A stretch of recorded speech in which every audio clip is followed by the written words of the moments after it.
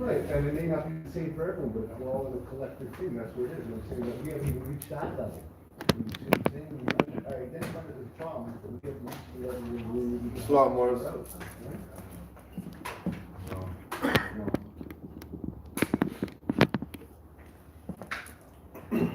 Islam, right?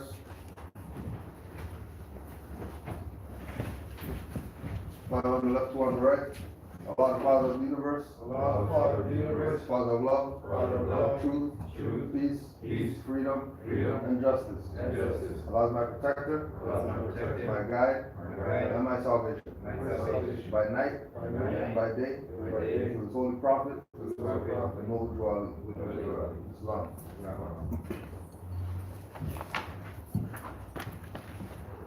Prophet warns all Muslim governors ordered to read proclamation at each meeting.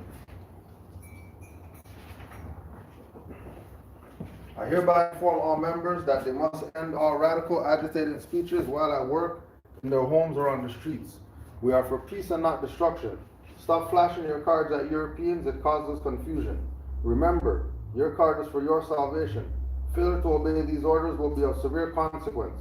We are for love, truth, peace, freedom, and when these principles are violated, justice must then take its course. Any member or group of members who hold malicious feelings toward the temple or the prophet, or violate the divine covenant of the Moorish movement, will receive their reward from Allah for their unjust deeds. All true Moors will and must obey the law as laid down to them by their prophet. If they lose confidence in their prophet, they should turn in their cardon button, cease wearing their turban and fez, and return to the state where I, the prophet, found you. This is a holy and divine movement founded by the Prophet Noble Drew Ali. And if the Prophet is not right, the temple is not right. The Prophet therefore is sending out a divine plea to all Moorish Americans that they do their part in protecting their Prophet and the temple. This is an everlasting movement founded by the Prophet through the will of Allah to redeem his people from their sinful ways. Noble Drew Ali. To be proclaimed at every meeting. Islam. I am glad to know that I have a few faithful Moors among you all, and I desire for them to know the truth and the divine truth. There is a host of jealousy about me and the movement now by the same people of our side of the nation that claim that I was only a joke and unreal. But now, since they have found out from the government officials and the nations of the earth that this is the only sole foundation that all Asiatics must depend upon for their earthly salvation as American citizens, they are working every scheme that they can to disqualify me so they may take charge of the situation. I have notified all these things to you long ago in the past. It is through the faithful Moors that attribute to the movement and uplifting funds, the ones that paid their divine respect to me and the movement will be remembered. That is why I am calling upon all faithful Moors to increase their faithfulness to me, your prophet, and your divine Moorish movement. I need finance and I need it badly. Never before have I needed finance so badly as I do at present, so I can shove aside the discord that is facing the nation.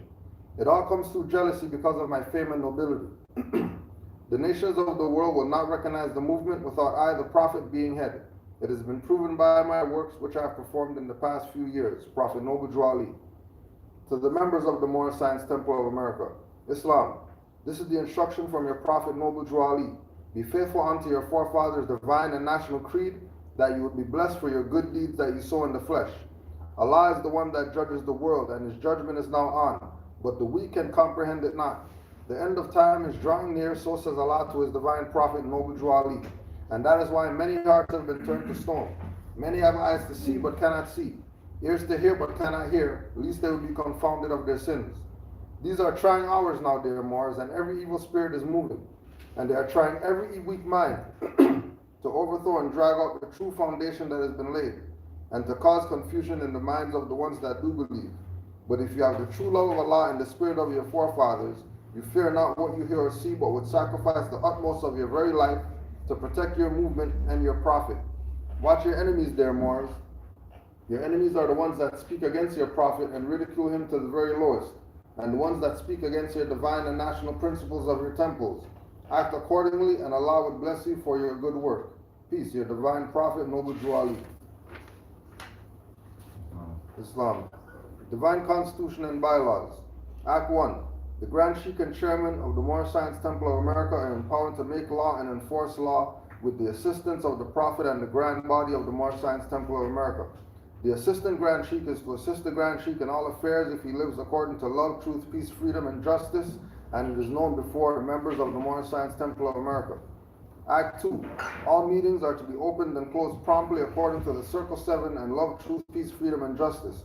Friday is a holy day of rest because on Friday the first man was formed in flesh, and on a Friday the first man departed out of flesh and ascended unto his Father God Allah. For that cause Friday is the holy day for all Muslims all over the world. Act 3. Love, truth, peace, freedom, and justice must be proclaimed and practiced by all members of the Moorish Science Temple of America. No member is to put in danger or accuse falsely his brother or sister on any occasion at all that may harm his brother or sister, because Allah is love. Act 4. All members must preserve these holy and divine laws, and all members must obey the laws of the government, because by being Moorish American, you are part and parcel of the government and must live the life accordingly. Act 5. No organization of the Moorish Science Temple of America is to cause any confusion or to overthrow the laws and constitution of the said government, but obey hereby. Act 6. With us, all members must proclaim their nationality, and we are teaching our people their nationality and their divine creed, that they may know that they are part and parcel of this said government, and know that they are not Negroes, colored folks, black people, or Ethiopians, because these names were given to slaves by slaveholders in 1779 and lasted until 1865, during the time of slavery. But this is a new era of time now, and all men must now proclaim their free national name to be recognized by the government in which they live and the nations of the earth. This is the reason why Allah, the great God of the universe, ordained Noble Jew Ali the Prophet to redeem his people from their sinful ways. The Moorish Americans are the descendants of the ancient Moabites who inhabited the northwestern and southwestern shores of Africa. Act 7. All members must promptly attend their meetings and become part and parcel of the uplifting acts of Moorish Science Temple of America. Moorish Americans must pay their dues and keep in line with all necessities of the Moorish Science Temple of America, and then you are entitled to the name of faithful. Husband, you must support your wife and children. Wife, you must obey your husband and take care of your children and look after the duties of your household. Sons and daughters must obey father and mother and be industrious and become part of the uplifting of fallen humanity. All Moorish Americans must keep their hearts and minds pure with love and their bodies clean with water. This divine covenant is from your holy prophet, Noble Jew Ali, through the guidance of his Father God Allah. Islam.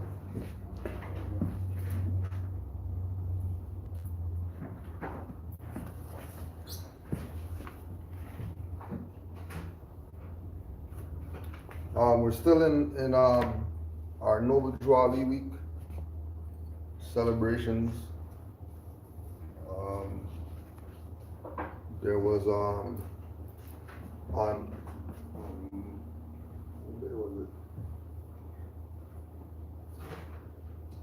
On the 8th, it was on the 8th. On the 8th, in New Jersey, or near New Jersey, there was a Noble Jew Ali acknowledgement, proclamation, and ceremony that some of the Moors who were here, Brother Nawiel was involved with it there, or he was in attendance of it, and Grand Chief Nature Base spoke at it, and it was again just them, another jurisdiction recognizing Noble Jew Ali, recognizing the Moors as the Aboriginal indigenous people, and giving them a proclamation and a quote-unquote ceremony in honor of Noble Jew Ali and Noble Jew Ali Week. So we know that from the Islam to that, we know from January 8th, for 7 days we give our acknowledgements for a week. Part of the Moorish movement and what we wanted to discuss today and put some things on the record, part of the mission of the Moorish movement is to get the mothers involved in knowing about their nationality and their birthrights. Because as we know, everybody learns their first lessons for life, what it means to be in this physical flesh when they're in the womb. So in recognition of one of the people that we hold high, Marcus Garvey, we wanted to read a letter that was in the Negro World, October 25th, 1925. And this was an article written by Amy Euphemia Jax Garvey. And the article is called History is a Weapon, Women as Leaders. The exigencies of this present age require that women take their places beside their men. European women are rallying all their forces and uniting regardless of national boundaries to save their race from destruction and preserve its ideals for posterity.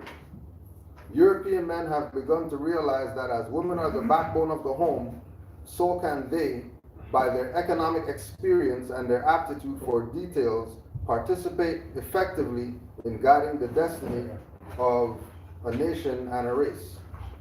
So we will again go back to Noble Drew Ali, bringing us back into our ancestral position of recognizing the matriarchal order of things. So he initially founded this as the old Canaanite temple, which the Canaanites were a matriarchal society. That's just what it is, right? Why would he call his temple that if he wasn't in line with women taking their place, right? With regard to what he brought us, bringing us back into our nationality and birthrights. Birthrights come from birth, hence they come from mother. One of the Moors were saying last week that this is our heritage. Heritage comes from her. That's why hers in heritage. So, nation. Nation is woman first. You go ask any nation out here, and they'll tell you their nation does not represent masculine. Only ones that probably do that is U.S. Corps and any of their subdivisions that have the nation as a masculine position. But nations predominantly are female. Every single man's car is a baby. The car is not, even if it's a truck, it's not masculine, right? And if anybody has any input, just share your input. No line of endeavor remains closed for long to the modern woman. She agitates for equal opportunities and gets them. She makes good on the job and gains the respect of men who heretofore opposed her. She prefers to be a breadwinner than a half-starved wife at home. She is not afraid of hard work, and by being independent, she gets more out of the present-day husband than her grandmother did in the old days, in the good old days. The women of the East, both quote-unquote yellow and black, are slowly but surely imitating the women of the Western world. And as the white women are blustering up a decaying white civilization, even so, women of the darker races are sallying forth to help their men establish a civilization according to their own standards and strive for world leadership. Women of all climes and races have as great a part to play in the development of their particular group as the men. Some readers may not agree with us on this issue, but do they not mold the minds of their children and the future men and women? Even before birth, a mother can so direct her thoughts and conduct astral, bring into world either a genius or an idiot. Remember again, this is 25. This is the wife of Marcus Garvey, and she's echoing the same sentiments that the ancient foremothers and forefathers did. By having the feminine principle, who's of right mind, who's in the right place mentally, which again is why Noble Drew Ali came and brought everything that he brought to get us out of mental slavery. Once we're out of mental slavery, thinking should be in the right direction. There should be no issues there. So it shouldn't be a problem, right? The issue is the adoption of the patriarchal ideals, which Noble Ali told these Moors, give back Christianity. What was he saying? He was saying, give back patriarchy. Give back people who are trying to tell you that your mom is a Holy Ghost. And having you abandon that for some fictitious thing that was created by man. And again, Juali was right in tune with all of this, that if the Moors are gonna, if he's gonna tell the Moors, wear your fezzes, Moors, and the fez represents woman. Fez is a feminine thing, it's not masculine. Fez is a city in Morocco that's feminine. Where did Fez come from? People there know that Fez is feminine. The city, Fez.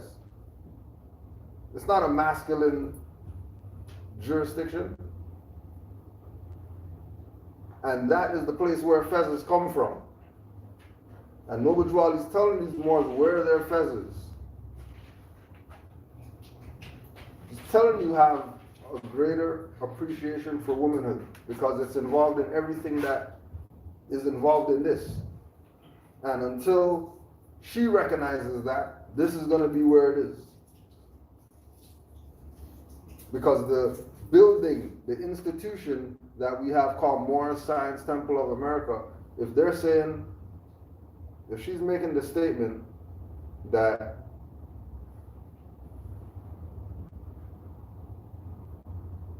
even so, women of the darker races are rallying forth to help their men establish a civilization according to their own standards and strive for world leadership. Even before birth, a mother can so direct her thoughts and conduct astral bringing into the world either a genius or an idiot. The purpose of this institution is to send geniuses out there, not idiots. The purpose of the Moorish movement is to get us in our right mind so we can go out there and we can have relationships with janitor, or we can have a relationship with a bum, or we can have a relationship with some dignitary that's just walking down the street downtown and they see you with your fez on and they ask you a question. Or they see you with a turban and ask you, why are you wearing that? And then you can respond to them in an articulate manner. Or if these people pull you over, you could respond to them articulate and you don't have to give them the nigger attitude that they expect from people who look like us. If this building is supposed to make our members better citizens, which the exercise of citizenship doesn't happen within these walls, it happens out there, then this is a womb. And out there is the world that the quote-unquote children, right, the Moorish Quran questions for children, but he's talking to adults. Why is he doing that for? Because this is a womb. This is supposed to be used as a learning institution. This is not some worship place. Because we say, you know, in the wintertime, no shoes, so then people think this is some religious Islamic whatever. That's not what this is about. This is about womb. This is about bringing back the mindset that matriarch is what rules everything. And Juali was doing this by telling us Moorish Science Temple, Old Canaanite Temple, Moorish Holy Temple of Science, Moorish Divine National Movement, Moorish Nation. All these things are feminine in their nature. Imagine the early years of contact between mother and child when she directs this form of speech and is responsible for his conduct and deportment. Many a man has risen from the depths of poverty and obscurity and made his mark in life because of the advices and counsels of a good mother, whose influence guided his footsteps throughout his life. Women, therefore, are extending his holy influence outside the realms of the home, softening the ills of the world by the gracious and kindly conduct. Some men may argue that the home will be broken up and women will become coarse and lose their gentle appeal. We do not think so, because everything can be done with moderation.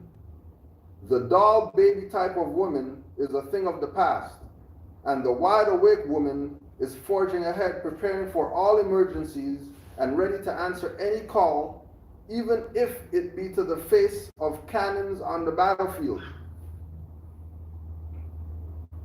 And again, bringing back that whole idea that, you know, this concept that, oh yeah, men are the ones that's going to be out there and they're going to be in the field.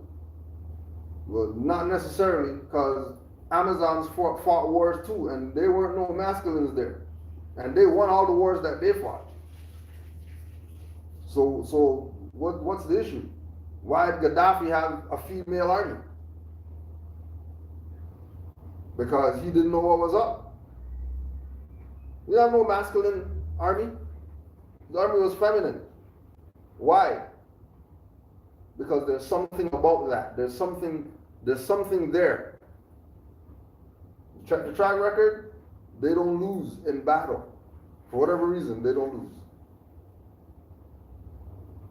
Not opinion, just go research them. And they didn't lose until one of their own sold them out. Any questions or comments thus far?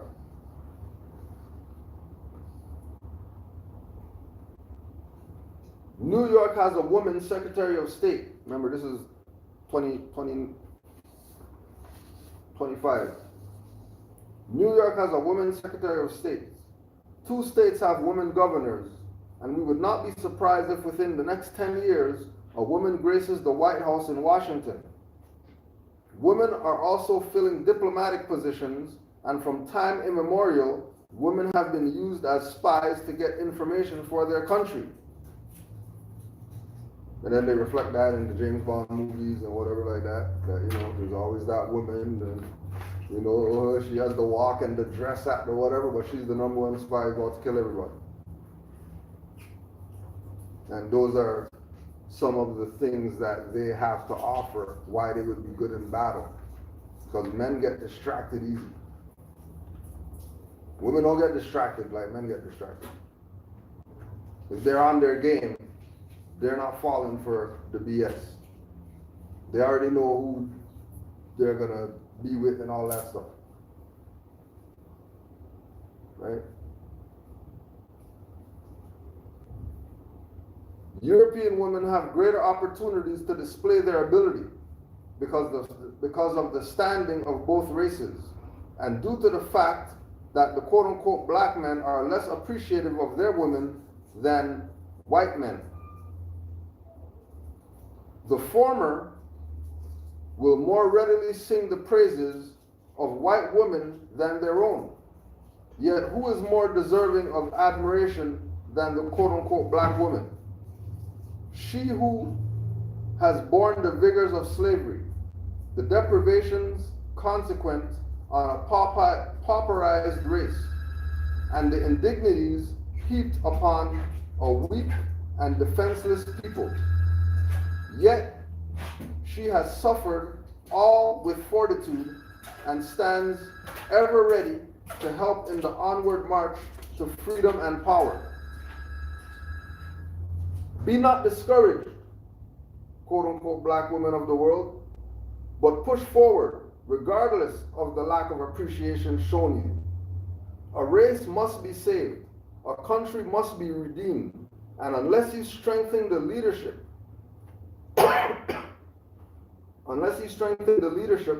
of the vacillating Negro women, we will remain marking time until the yellow race gains leadership of the world and we be forced to be subservient under them or extermination. And there she is echoing King Alfred plan in the 1920s. And she's not even talking to the brothers right now. She's talking to the women specifically. that race is in trouble if the women don't get their stuff together. In the 20s,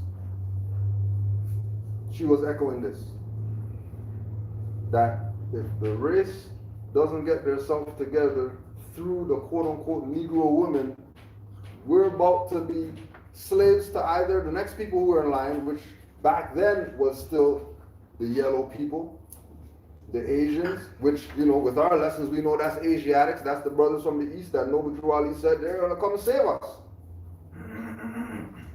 Because they already know what's up. They already know how it goes when we're ourselves, as far as the other people in the world. And all the other people in the world are waiting for us to step our stuff up. They're sitting at the edge of their seat waiting for our people to get themselves together. And again, we have our faithful few that have proclaimed their nationality, and when they talk with people in the world, there's no question that this is where we're supposed to be as a people. But it also comes back to mother getting her recognition, because it's not a thing of like, you know, she doesn't have a reason to be wanting her respect and honor, because again, she brought it up. Who is more deserving of admiration?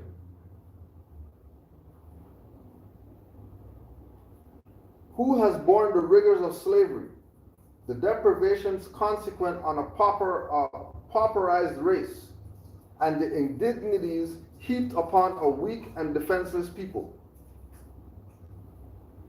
I don't see any European women out here, or any other race for that matter, on the news crying because their son got murdered in some black on black BS. You don't hear it from anybody else. Only people I see crying is our people. And it's not even our people, it's that mother of that individual, who, when you go check the background, he doesn't have dad in the house and all that stuff, which is why he's running the street anyways, because it's a reoccurring cycle with our people, that our problems keep getting broader and wider.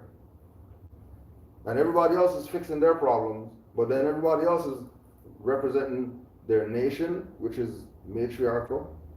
They're representing their culture or their quote-unquote heritage, which is matriarchal. Some type of feminine acknowledgement is giving them the power to be successful. And then we can't see that. And then we have Moors that are pushing that, well, once the feminine principle stands up, then that's feminism. These are Moors talking like this. When they have fezzes on, and then they have a prayer and they say, Allah, Father of the universe. And Noble Drew Ali asks them, who made you? And they say, Allah. And then you're looking up at the sky or whatever like that, when you came from your mom and that's who made you. That you came from your mom in the womb, that's who made you, but you're telling me about some book of Muhammad and we're supposed to follow Islam because of Qurans and all that stuff? Which shows that just like Drew said back then, oh, half of these Moors, you're going to give them everything, they go back to sleep. Which is why he didn't get everything. Which is why it wasn't just put up front that, yeah, well, you know what? This is moving toward matriarchy. That's why I told you about Moabites. That's why I told you about Ruth. That's why I told you that she's a Moabitess. That's why I told you that you're a Moabite. This is why I told you Canaanite. Because all this stuff is going back to women ruling. But again, the patriarchs had a hand in getting inside of this and clearing that concept, and then everybody followed along behind it, making the feminine aspect of this be something like when we, a few years ago, right, this is maybe like 5-6 years ago, you know how many grand sheiks, grand governors, grand whoever's in the Moorish movement came down on us because we were saying Allah, Mother of the Universe in the prayer? Mad. upset. You know, upset they were when they seen we had sisters in our temples wearing fezzes and stuff like that. You know how upset these people were?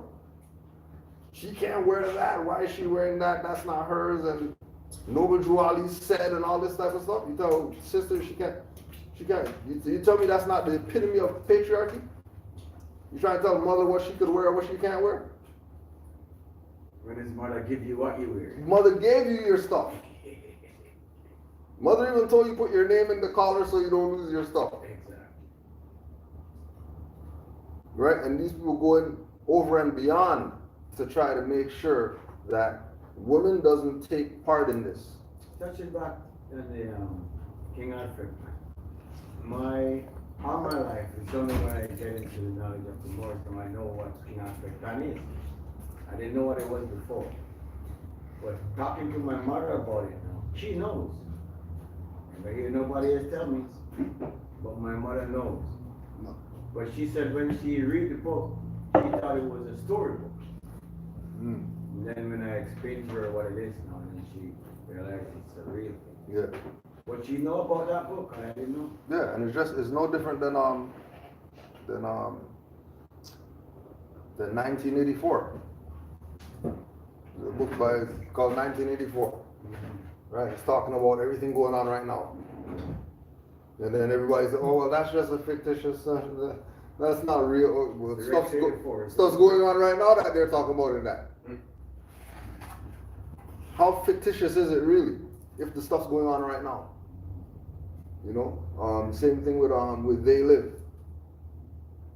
Everybody's zombies, and then when you watch TVs and when you watch billboards, that's not really what's being projected to you. They're actually trying to brainwash you and manipulate you into thinking the way of society. And then once you go there, now you're locked in patriarchy.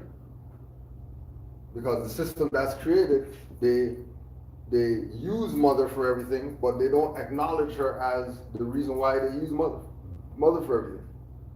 Right? We go right next door and we count how much women are in that church over there versus men. Guaranteed there's more women over there than men. Guaranteed. The matriarch makes this stuff run. But patriarch has put itself over it and is pretending like it's patriarchal when it's really matriarchal. And the same thing was done with this Moorish movement. That every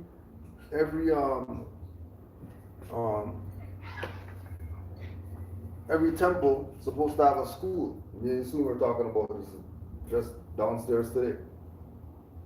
That it has to manifest. It can't not manifest, because without it, then there's not going to be a womb to bring the children into the bigger womb so that they can go into the bigger womb called the world and be something. Questions, comments?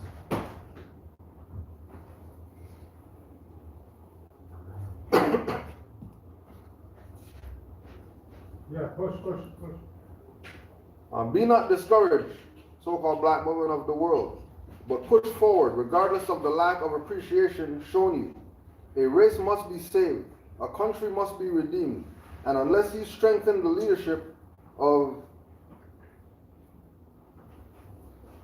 vacillating Negro men, we will remain marking time until the yellow race gains leadership of the world and we be forced subserviency under them or extermination. We are tired of hearing Negro men say, there is a better day coming, while they do nothing to usher in the day. We are becoming so impatient that we are getting in the front ranks and serving notice on the world that we will brush aside the halting, cowardly Negro men, and with prayer on our lips and arms prepared for any fray, we will press on and on until victory is over. Now this is 25 UNIA. That's where they were at with the UNIA. That's not how it's presented to people. It really sounds like the women are running this. The man was just the front piece. It really sounds like in the background, the women were about, if they have the prayer on their lips and the arms prepared for any fray, what is she talking about? She's just saying that just because? You think the Black Cross nurses weren't trained people? They were trained people. People were coming from the military and joining the UNIA and bringing all that information from that into there. Same thing with the Moorish movement, which is why in the literature you hear about Moors saying that, yeah, they were at the temple meeting and dudes coming up with army trucks and tanks and stuff like that to a convention. Because these people know about their nationality and birthrights. And they're taking what it is that they know and applying it to their nation. Because we know where we're at with this. It's going to take every individual doing their 5%. Don't need everybody to do 100%. Just do your 10%. So that we can start to forming the 100% that's needed for us to do what needs to be done. And again, that starts with the acknowledgement of the woman. That we're not saying this black woman is God and all that BS. We're not even going there. We're talking about her taking her place as being, every time you see Yahshua as a child, he's sitting on the lap. Every time you see Horus, he's sitting on the lap. Every time you see any one of these Christ figures, they're always sitting on the lap. Why are they sitting on the lap? Because she's the throne. If he's the king of peace and he doesn't have a queen, and everybody knows that he's the king of peace, and it's not like he was ordained by some religious whatever to be king of peace. That's just what he is. Why? Because the angels went and they talked in Mary's ear while she was pregnant. They didn't talk to Joseph. They don't care.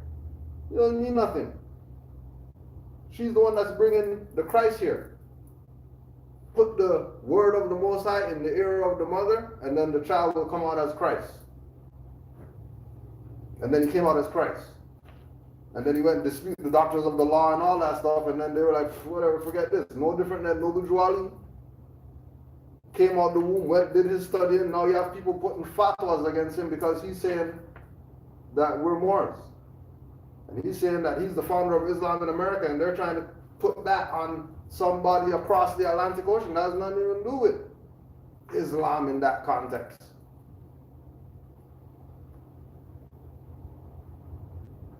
Africa must be for Africans, and Negroes everywhere must be independent. God being our guide. Right? It is no different than Noble Juali said, Allah is our guide, our protector, our salvation, and all that stuff. Isn't that the same stuff that they're saying in UNIA? If their God is a guide, and that's UNIA, and then Noble Juali saying Allah is a guide, and then that's Moorish Science Temple of America, then doesn't that mean they have a relative concept?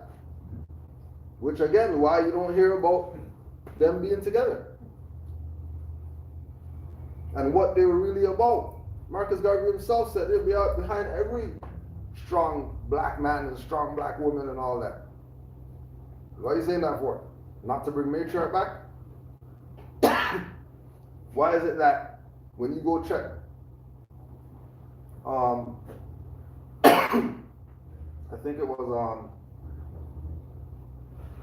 Astrological probably that was talking about the statues when they went to do their tours to Egypt or whatever, and then they're going to check all the statues and stuff. The statues that meant something.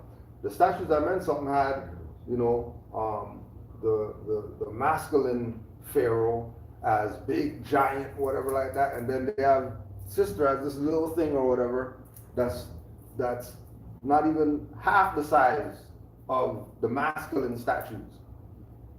And Patriarch came around and started saying, see, look how big the man is because he's the whatever, and that's the power. That's not what's going on. He's the protector. That's why he's the biggest. the real part, that's why they say big things come in small packages. Because the smallest thing is of what was importance, not the grandeur thing that everybody's looking, oh wow, that's the most amazing thing. No different than when we look at this movement. And people look at this and they say, oh wow, they don't have that many members, and they think that it's not, this is not where it's at. Because the membership is limited. No, the membership is limited because this is where the truth is at.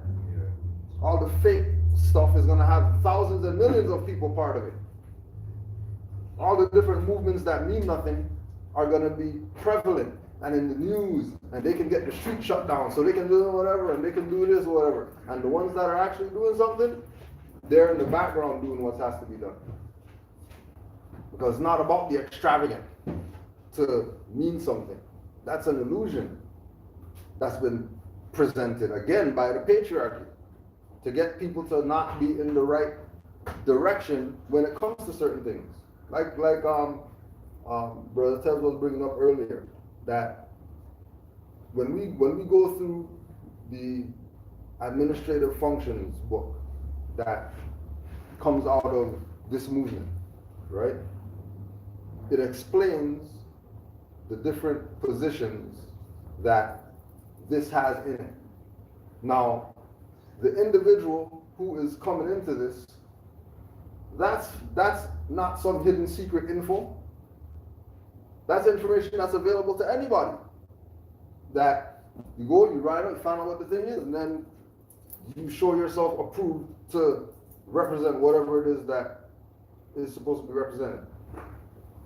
If you want to be the flag bearer, then you're the one that's going to hold the flag, and you know that's your duty. If you want to be mufti, then there are certain things that go with that the people have to see and want to embrace it. It can't be somebody said to do whatever. Because even in the literature, it says that man knows not by being told. So man has to know by experiencing if it's not by being told. That's the only options. Either you're going to be the one taking orders or you're going to be the one giving orders. And like the Moors that were in military would tell you that if he's the guy under the general taking the orders, he's not doing it. He's going to find somebody under him to go do it. Why should he be doing it? Because there's always individuals who are open to being the foot soldiers. But sometimes there's individuals who are playing foot soldier that are supposed to be general. And they don't really know that's who they are.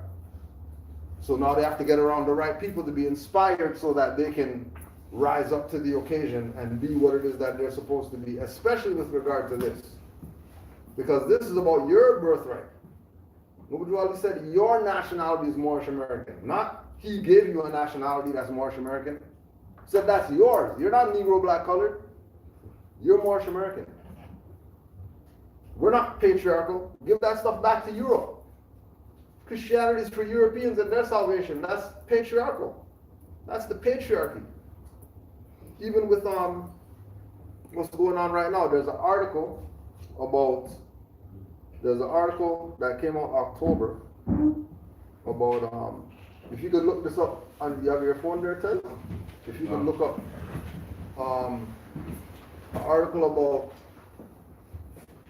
Meghan Markle and Prince Harry wanting to start their own sovereign country called Folkmore. Called what? Folkmore. Folkmore. And the Queen denied them from doing that. And then you have him talking about if people knew what I knew or whatever, they would want me to go take care of my family, not be part of this stuff that you see going on, British monarchy and all that BS, because BS. But I mean, if you can heard that, they wanted to maybe move over here. Yeah, because Actually have to. Yeah, so that was this one says the couple said they plan to split time between Britain and North America, with Canada seen as a likely landing spot. Meghan, Duchess of Sussex, and Prince Harry in London on Tuesday. Yeah. Because remember, she's next in line. Regardless of what, if he's a prince, she's next in line. Forget him. And then remember, prior to him, his mom was next in line, which is why they killed her. Because she was about humanitarian. She wasn't about colors and whatever like that. She was about principles. That's why the world loved her. People who don't know her crying she died or whatever like that. Because she was about principles. Where'd she get that from? She got that from her great-grandmother, Charlotte or whatever, who was part of the Moorish Empire. That the power got siphoned to these people who are now claiming that they're some monarchy of Britain or whatever like that, English, this and whatever, when that's not even, those aren't even countries. Those are countries. All those places are in Asia. So how are they separate? Oh, okay, because they could do corporate stuff and they create a corporation called the Queen and the King and all this stuff, and they play their little game. Well, game's up. Because Harry knows what's up. He's not in the dark as to what's going on. He knows they killed his mom. Now he's saying, I want out. I'm not even part of this now. I have power within myself to say, I don't want to be part of you guys' BS. Just because you killed my mom. And then they want to go start their own sovereign thing called folkmore, and the Queen's telling them, no, they can't do that. Can't do that in Europe. Because that's that jurisdiction. It was the Queen who said, we want to get all the blackamoors out of Europe and all that. And remember, and remember that she wasn't acting on some, she has the power to do that. They inherited all that power. All that power was our power that they inherited. And we want to be Negro, black, colored, fine. You don't get any power. No different when you look at all the different people that come here. Everybody who comes here from somewhere else, they're coming here with nationality mindset. They're not playing colors. The nationality mindset, okay, you get somebody in office. You can do certain things. And again, the game of having us think that we're African, and then now you have all these stars, whoever,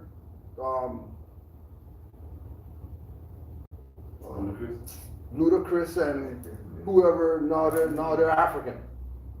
Nicki Minaj, I'm gonna get Nigerian citizenship or whatever. What are you talking about? You're from over here. What are you going over there for? And then they're gonna go over there, just like the Hebrews or whatever, they go to Israel, now they're getting racism over there, and now they're complaining over there. Why are you complaining? You signed up, you said you're Israel. All right, now you go over there, now you're getting racism over there. And you don't get, it's because of your status? You don't get because you're honoring patriarchy and not giving matriarch any say whatsoever? You're going to see matriarch and tell them about, oh yeah, they can't this and they can't that, and you shouldn't wear this and that, whatever. In the meantime, not even giving them the necessary things so they could wear the proper stuff and dress the proper and eat the proper stuff and whatever. You just let them do whatever in their dead state and then complain when they're doing whatever in their dead state and not doing the things necessary to assist in uplifting fallen humanity, which Noble Drew Ali taught us by having a sister, and he's coming out of the cares of the world and he's holding a woman that, how come he didn't have one hand with a woman and one hand with a brother coming out of the cares of the world? Because that would be the logical thing if you're going to save everybody, you know. You have a man and then you have a woman. What? Why did he leave the men to whatever? Right? And then Brother Yusuf uploaded a video piece more. Brother Yusuf uploaded a Jimmy Kimmel go on the street, ask the people questions or whatever. So they're going to all the children and they're asking the question, who's your favorite parent, mom or dad? My mom. My mom, dad's like, whatever, all right, you know, my mom. Some of them got smart and say, both. All right, both, huh? Okay. If a piano was gonna fall on one of your parents, who you want to parent? My dad. Every one of them. Nobody sided with the father's side, as not that they don't love him or whatever, not that they have some complex, they hate their dad, and then that's why they don't. No, there's just human nature. Matriarchal rules across the board. It's not even a question. That's just what it is. Fighting it is what creates the imbalances. That's not something that we should be fighting. It should be, you know, like Joali told us in the questionnaire, like, yo, use your 5 senses. If it still doesn't make sense after your 5 senses, then you might have some problem. But you should at least be able to use your 5 senses and come to a rational conclusion as to what certain things mean, what it's about, where we're supposed to be going with certain things. Right? No. Any questions, comments? Islam, Professor. Islam. What's good? So you got a break today. Where's Rosie Posey? Got to see how I was told.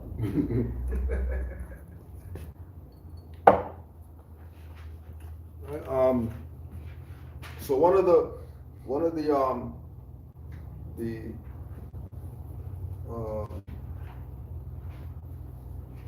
instances that came up with regard to Noble Joali and the Matriarchal, well, there's two.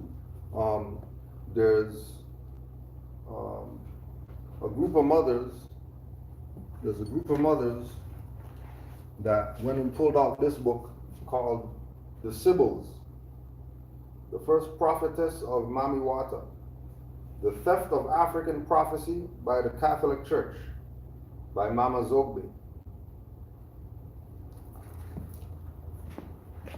Right?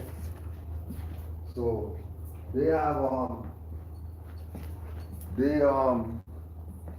this is Moorish, you know, Moorish mothers or whatever. So they went through the book and they say, oh my gosh, this is like everybody who says that they're more, they need to read this book. But who's not a more needs to read this book. Anybody who's claiming anything about anything, you probably want to get this book just so you can have a perspective as to what does it mean that matriarch rules. Like why go to that place, and then in going to that place, why is it that nobody's talking about that?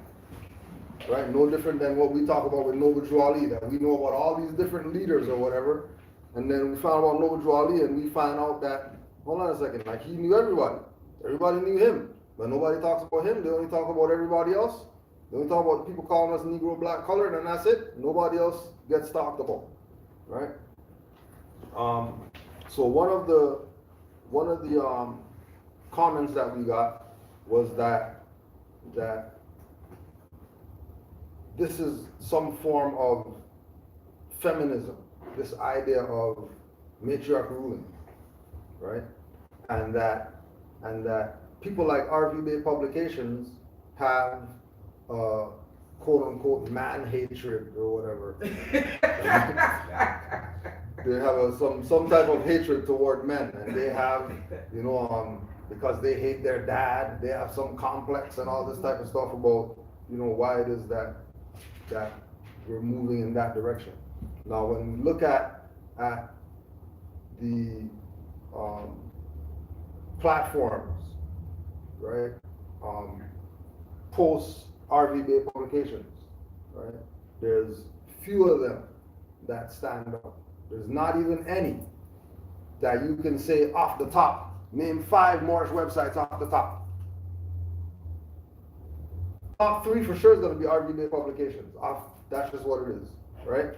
Now, the amount of time that site's been around and the amount of work that's been put in, that alone, regardless whether they're dirty Moors, passive Moors, whatever like that, that site should be getting its honors, its respect and appreciation for just putting out information, just on that level, right?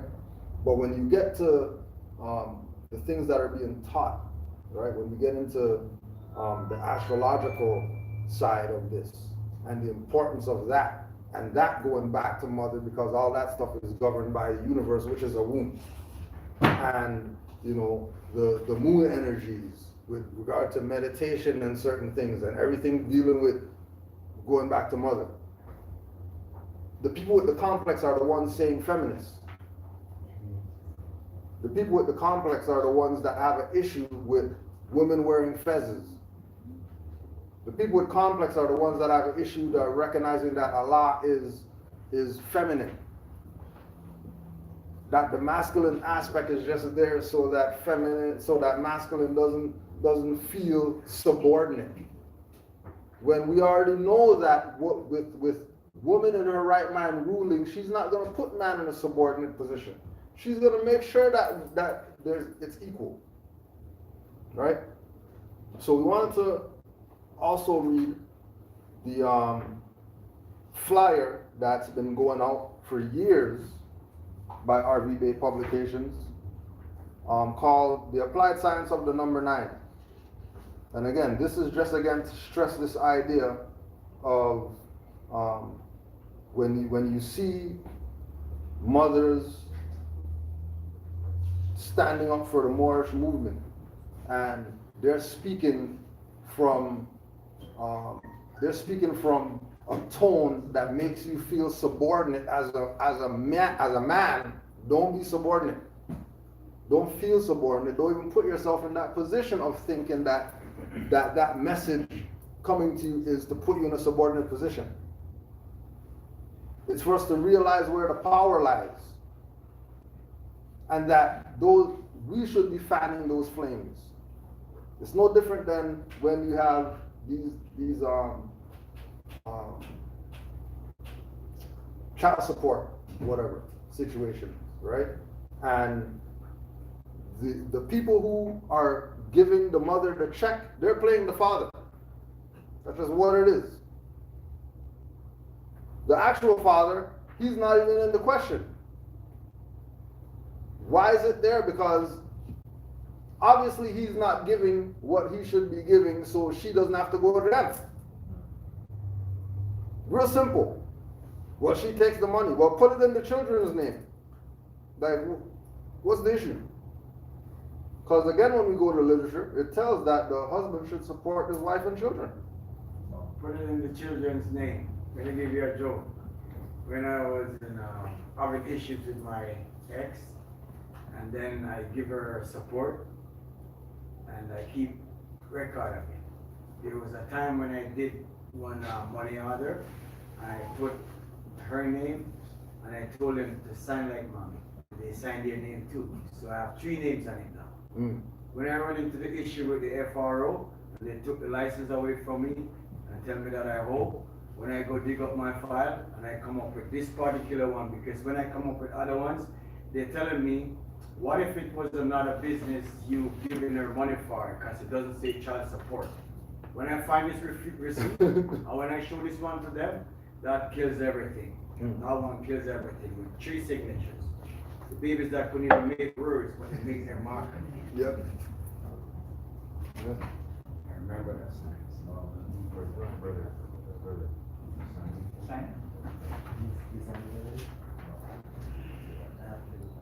Right, so this is again, this is the flyer that's been going around for years. That when they used to have the or even if you buy your package online, you might get some of these handouts. And this is Woman and the Ancient Matriarchy.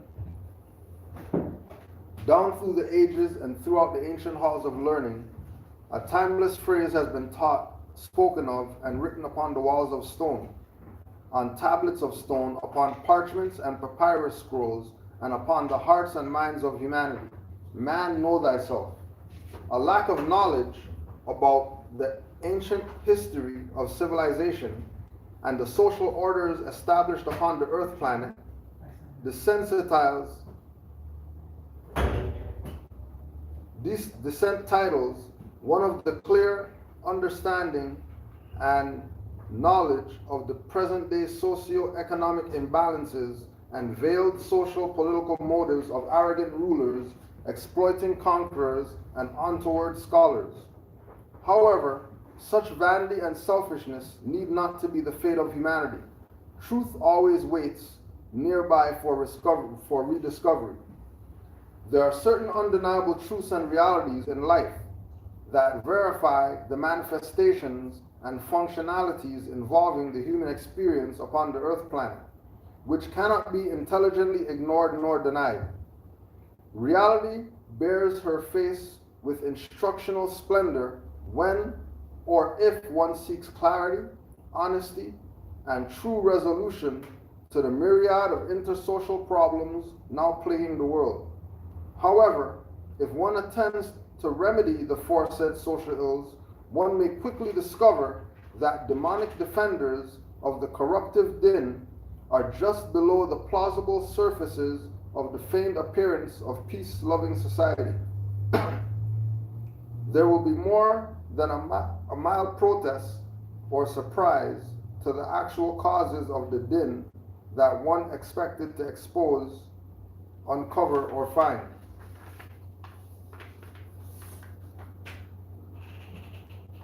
Taboo is an adjective which applies in general to an edict, a bull, or a public predication declaring a thing, a subject, etc., to be set aside as a part or consecrated to a special use or purpose. That which is designated taboo is restricted to the special use, knowledge, or prerogative of a god, a king, a priest, an adept, a chieftain, etc.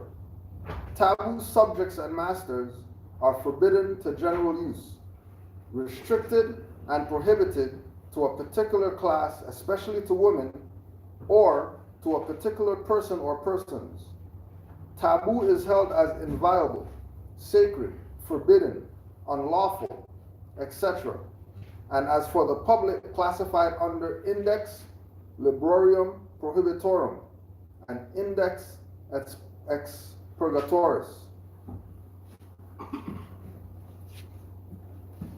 And you got the law dictionary back there in the book. So.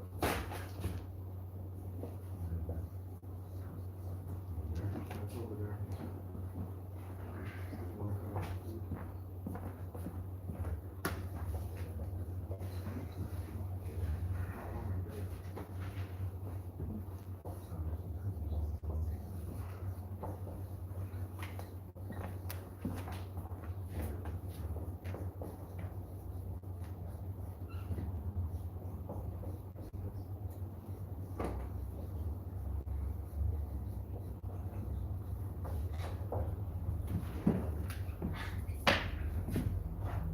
Theological intrigue and political subject matters have proven to be especially sensitive educational topics when one openly converses about non-placating resolutions to these enigmas.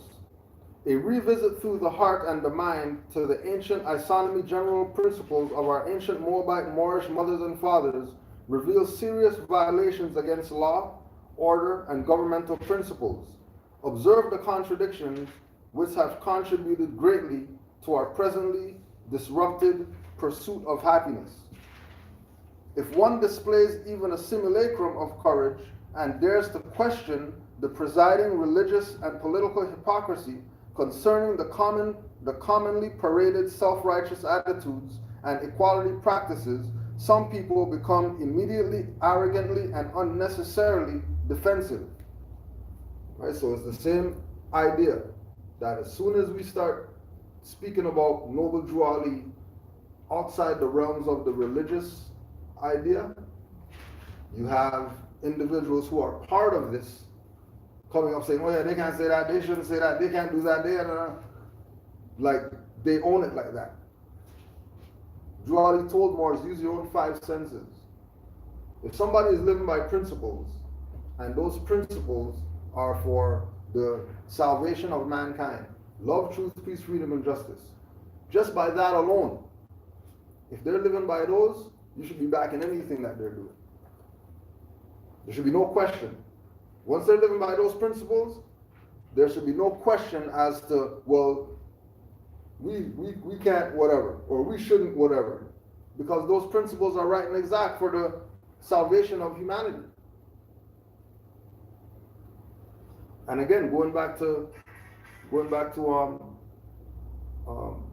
Prince Harry, that he was saying in an interview that my mom brought me up on principles, and I want nothing to do with these people. Clearly, because they're not living by the principles. They're not adhering to certain things that they should from a humanitarian perspective, if they're claiming to be the royal whatever. Because in ancient times, the royal whoever's, they were looking out for the peasants. Even when the Moors ruled and we had people in slavery, they lived in a castle in slavery. They didn't live in the barn in the back. They were in the same building as the rulers. They weren't living in a pen in the back. They were eating the good food that the rulers were eating. They had access to the same air conditioning, smelling the flowers outside. They even know the house more than the owner. Than the owner. To the point where most of them even inherited There you go. property, inherited lifestyles or whatever, because they were quote unquote in slavery to the Moors. That doesn't sound like slavery to what we know slavery is.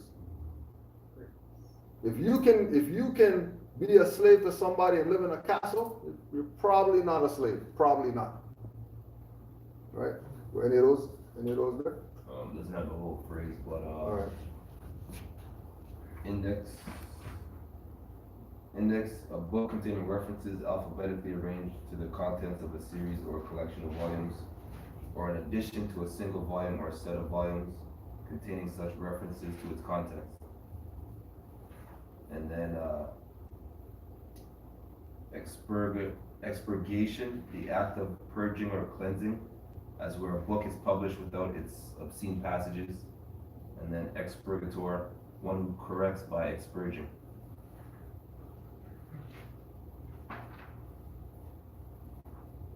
But the phrase at the top is not in the fourth edition. Librorum in there? You check for Librorum? Librorum's not in there either. Okay. I googled it and I got it's just a list of books once forbidden by Roman Catholic Church authority as dangerous to the faith or morals of the Roman Catholic. Okay. So that's what we were looking for. That again, the whole idea that the patriarch's duty was to take all the worship the Black Mary and the Black Christ and all that stuff and put all that stuff underground and present what they want people to live by. Make up their own principles, create their own doctrines, or have a quote unquote index of what's prohibited.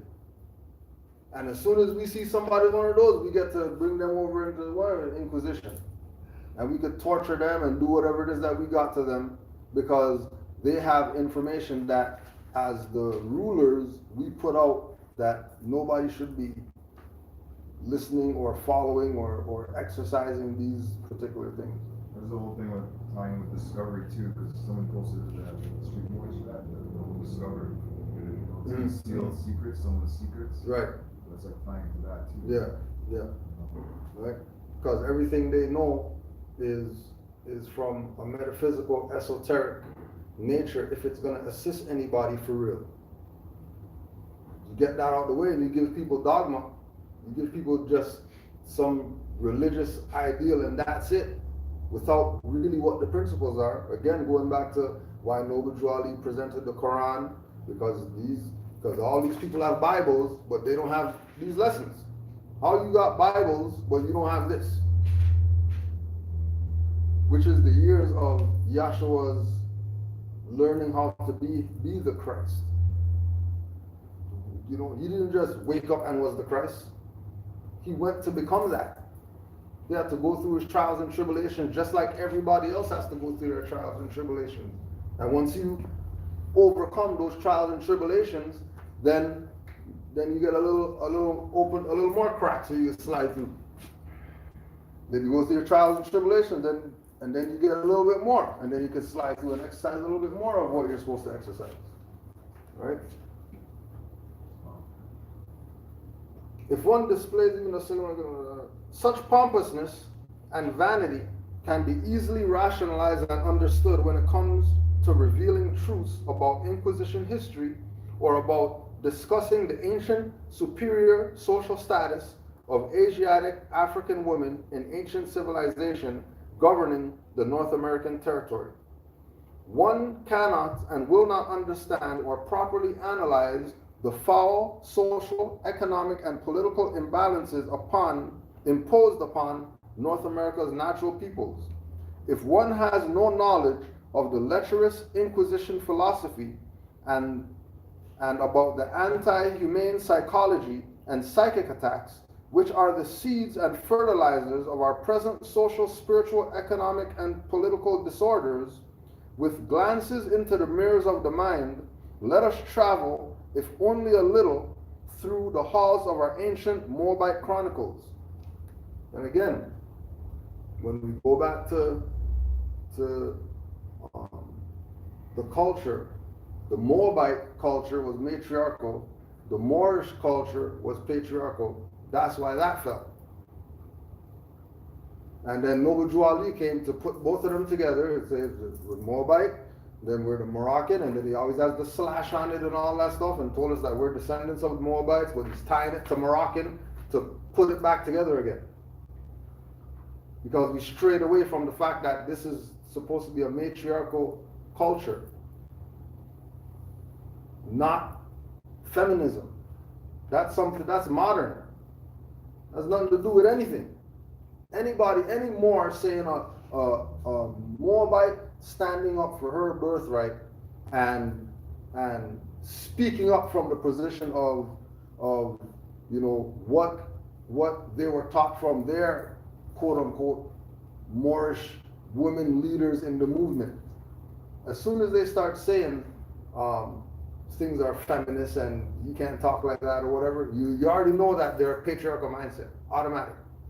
You already know that they're Moorish, but not saying that they're Moabite. And they probably wouldn't even tie themselves to Moabite.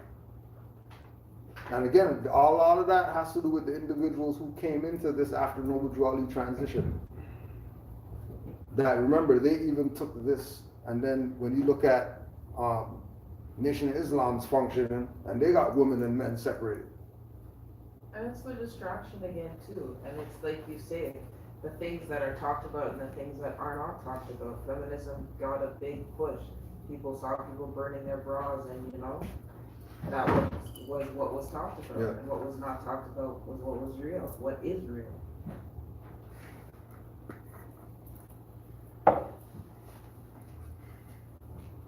And again, the halls of our ancient Moabite chronicles is because it's like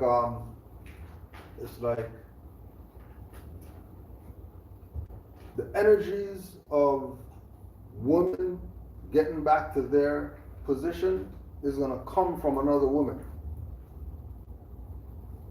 Like, it's going to be women that are inspired to inspire each other to rule again. It's not going to be some men that do that. All we can do is just plant the seed. All we do is put it out there. It's just like we've said in the past that, you know, this work, teaching and being at the front of the whatever, and people coming to lectures, it's supposed to be women doing that. Men are supposed to be the doors of the muftis, to make sure that people don't get in here and try to take out the matriarch who has the message for salvation or for humanity. Just like we're talking about with the statues, men's position is to stand behind her,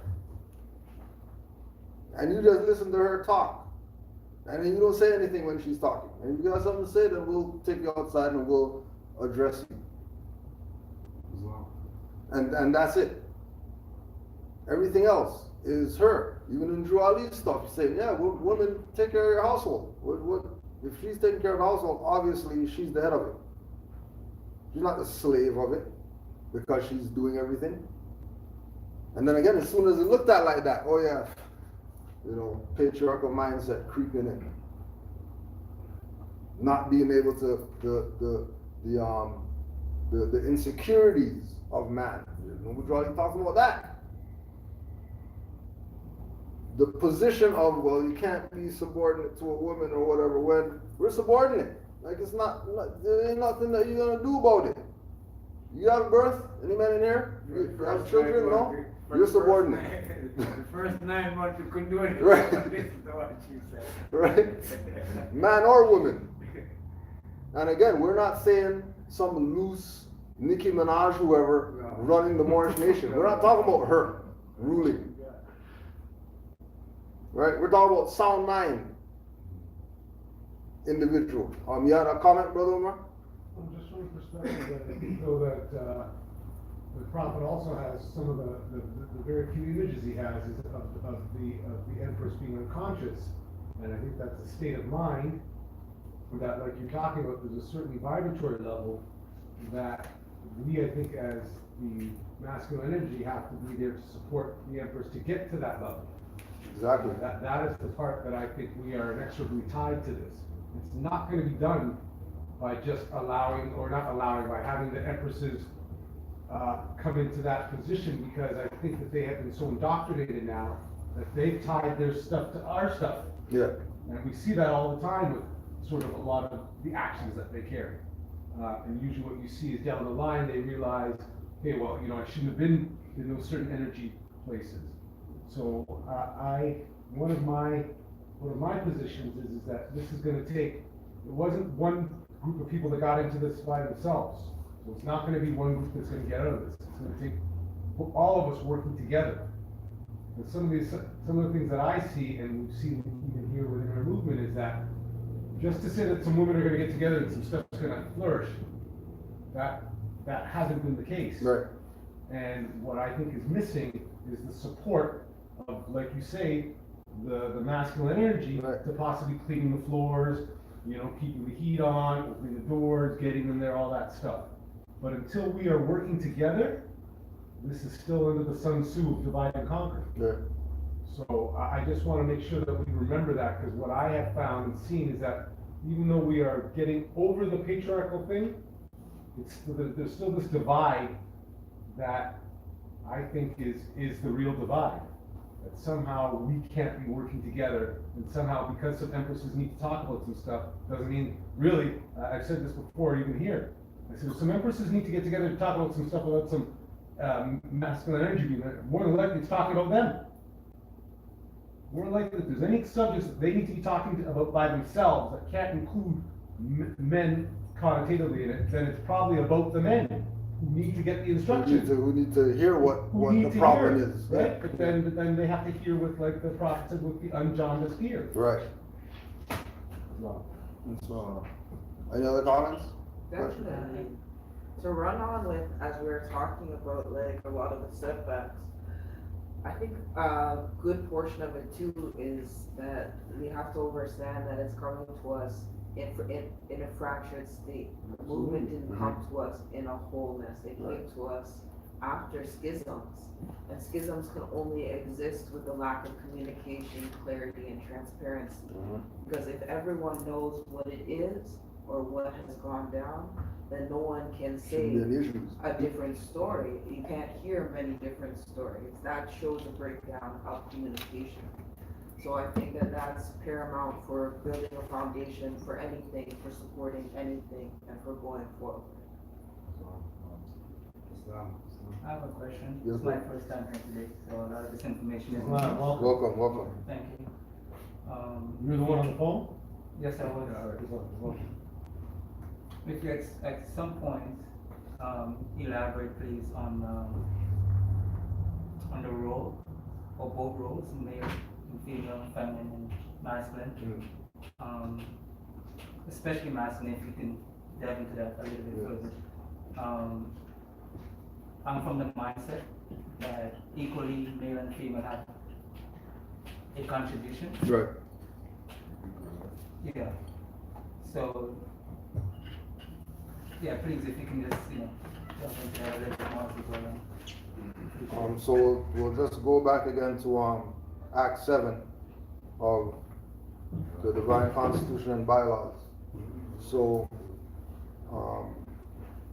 these are some of the lessons from the prophet's perspective that is supposed to lead us in the direction of getting to that place of supreme balance, where there isn't the divide, where we're talking about, for example, if there's a domestic issue with two Moors that hopefully none of them call the highwayman, they call another Moor, opposed to call police, right? Like off the top, and it's not even a question that you're even thinking about calling the European.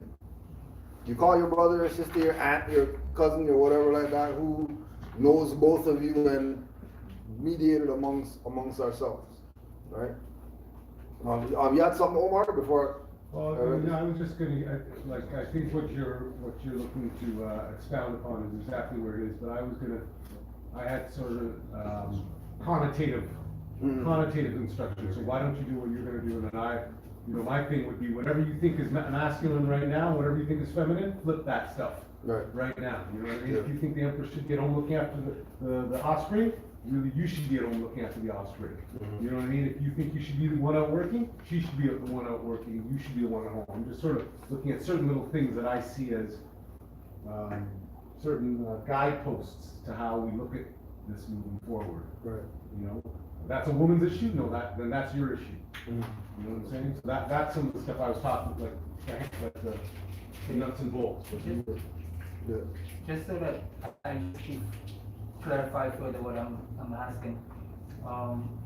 I understand in male and female there's strengths, and they both have their individual strengths. Yeah. And I always assumed that was a guide as to your purpose and your role, right? Yeah. So if a man is strengths is in these areas, that's an inclination as to what his role and responsibilities are. Right. Right? Yeah. So that's how I've always seen it. Can I comment? Yeah, go ahead, man.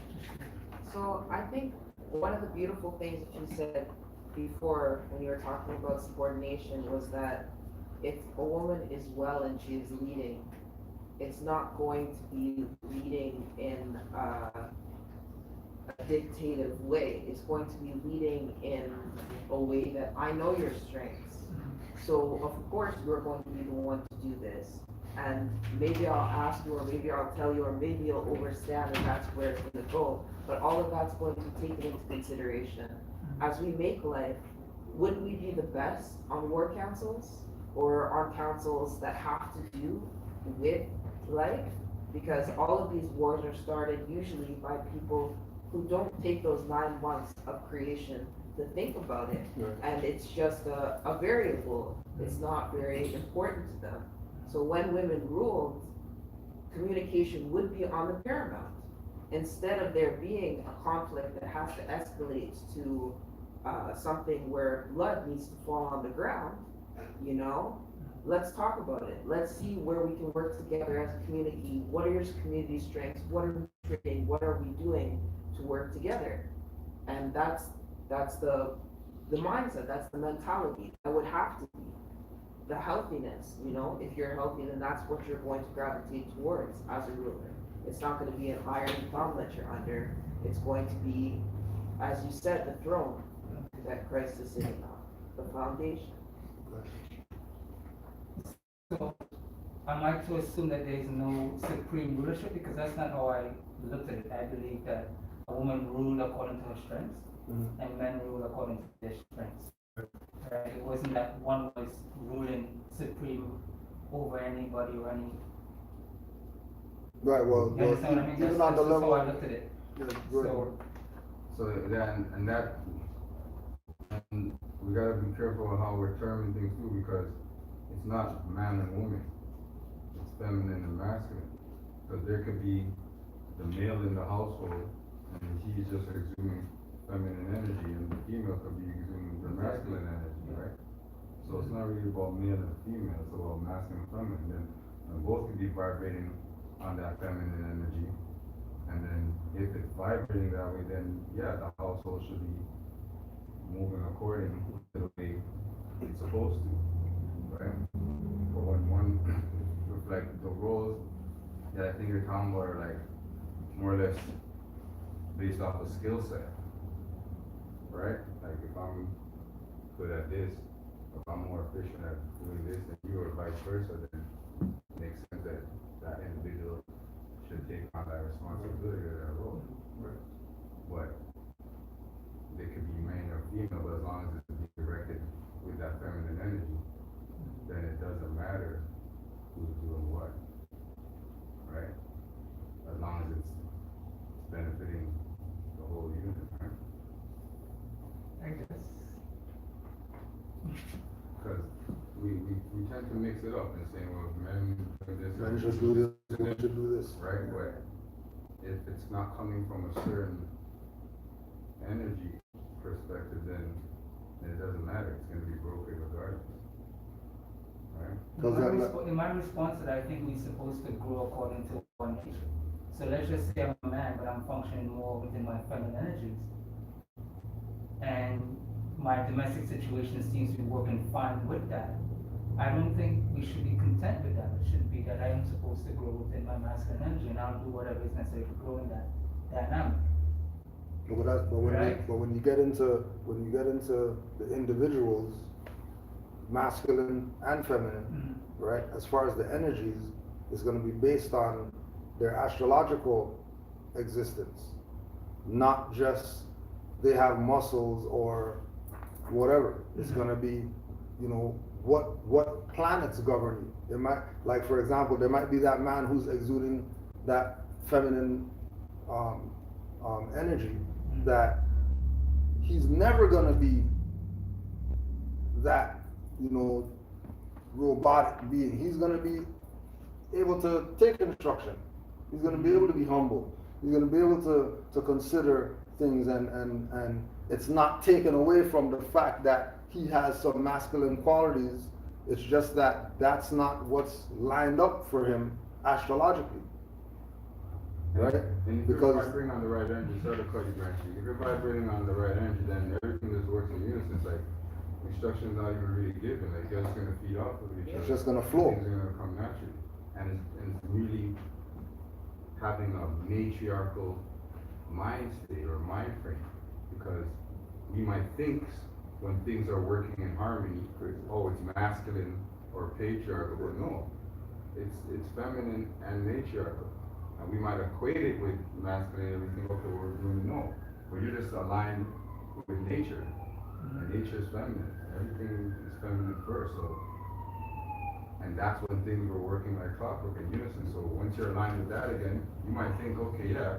And it's not to say you're acting like a female or you're acting like a woman or you're displaying certain feminine tendencies or whatnot. Which would how they would like where the perspective that you're coming from with the language. Yeah. You're saying man, woman, but we know you're talking energies male, female. But to say man, woman doesn't line up with the energies. It's just how these It's just the gender. Right, exactly, right. But we're looking at behind the real world. We're looking at going behind the veil and dealing with it from there. And then what manifests in the real world, opposed to what we see in the real world and how it breaks down. If we go behind the veil and deal with it like the brother's saying, masculine, feminine energies and creating balance, then that's what's going to manifest. Opposed to seeing what's there and then trying to, you know, well, that's what's there, so let's move this over here or say this differently or whatever in order to fix it or to make it be more balanced. No, sorry to put you. I don't know if you have more. Are you gonna read the bylaws? Yeah, well, you have something there too? Yeah, you can read that. I read this already. So, yeah. Is it clear on Because I think why I'm asking the question is because you're speaking from a matriarchal society being the goal or the end result. Right. And to me, I've been trying to balance both. That there's a patriarchal and there's a matriarchal, and creating a sense of balance because that's how the universe is. It's all about balance. Right. Right. But that Then balance it's supposed to be matriarchal in that See, balance. that's what I'm trying to understand. Right, Could so it be for a balance example, and still so matriarchal in some- look at it like this.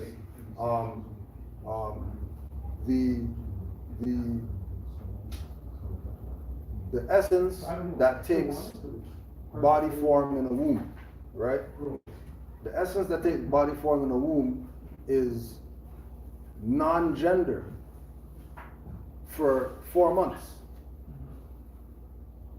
Right? Like there's no question as to what is the fetus, right?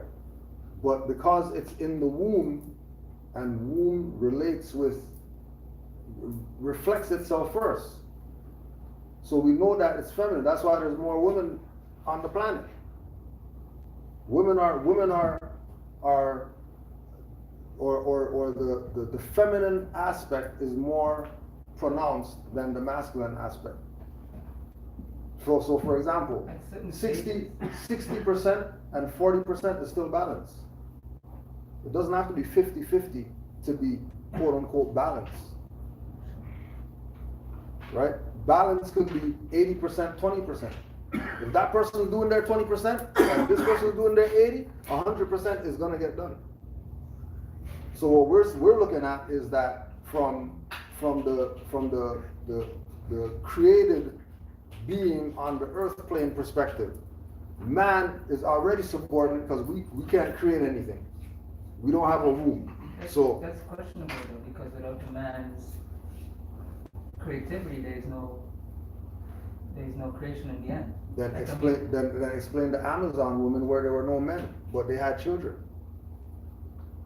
Yeah, that's. Right? So this is what we're saying, that that there's doesn't say that the man is not irrelevant though. well, no, but again, that's the whole misconcept that the patriarchal wants man to feel that it's subordinate. That it's not a subordination. It's just acknowledging what it's like we know that there's quote unquote a higher being, right? And we know that we're not that. But we don't take it as we're subordinate to God or whatever, because if you know yourself, you know God is within. So you're not going to see yourself as, oh, well, I can't whatever because God's going to, look at it. It's the exact same thing with the feminine principle as far as men are concerned.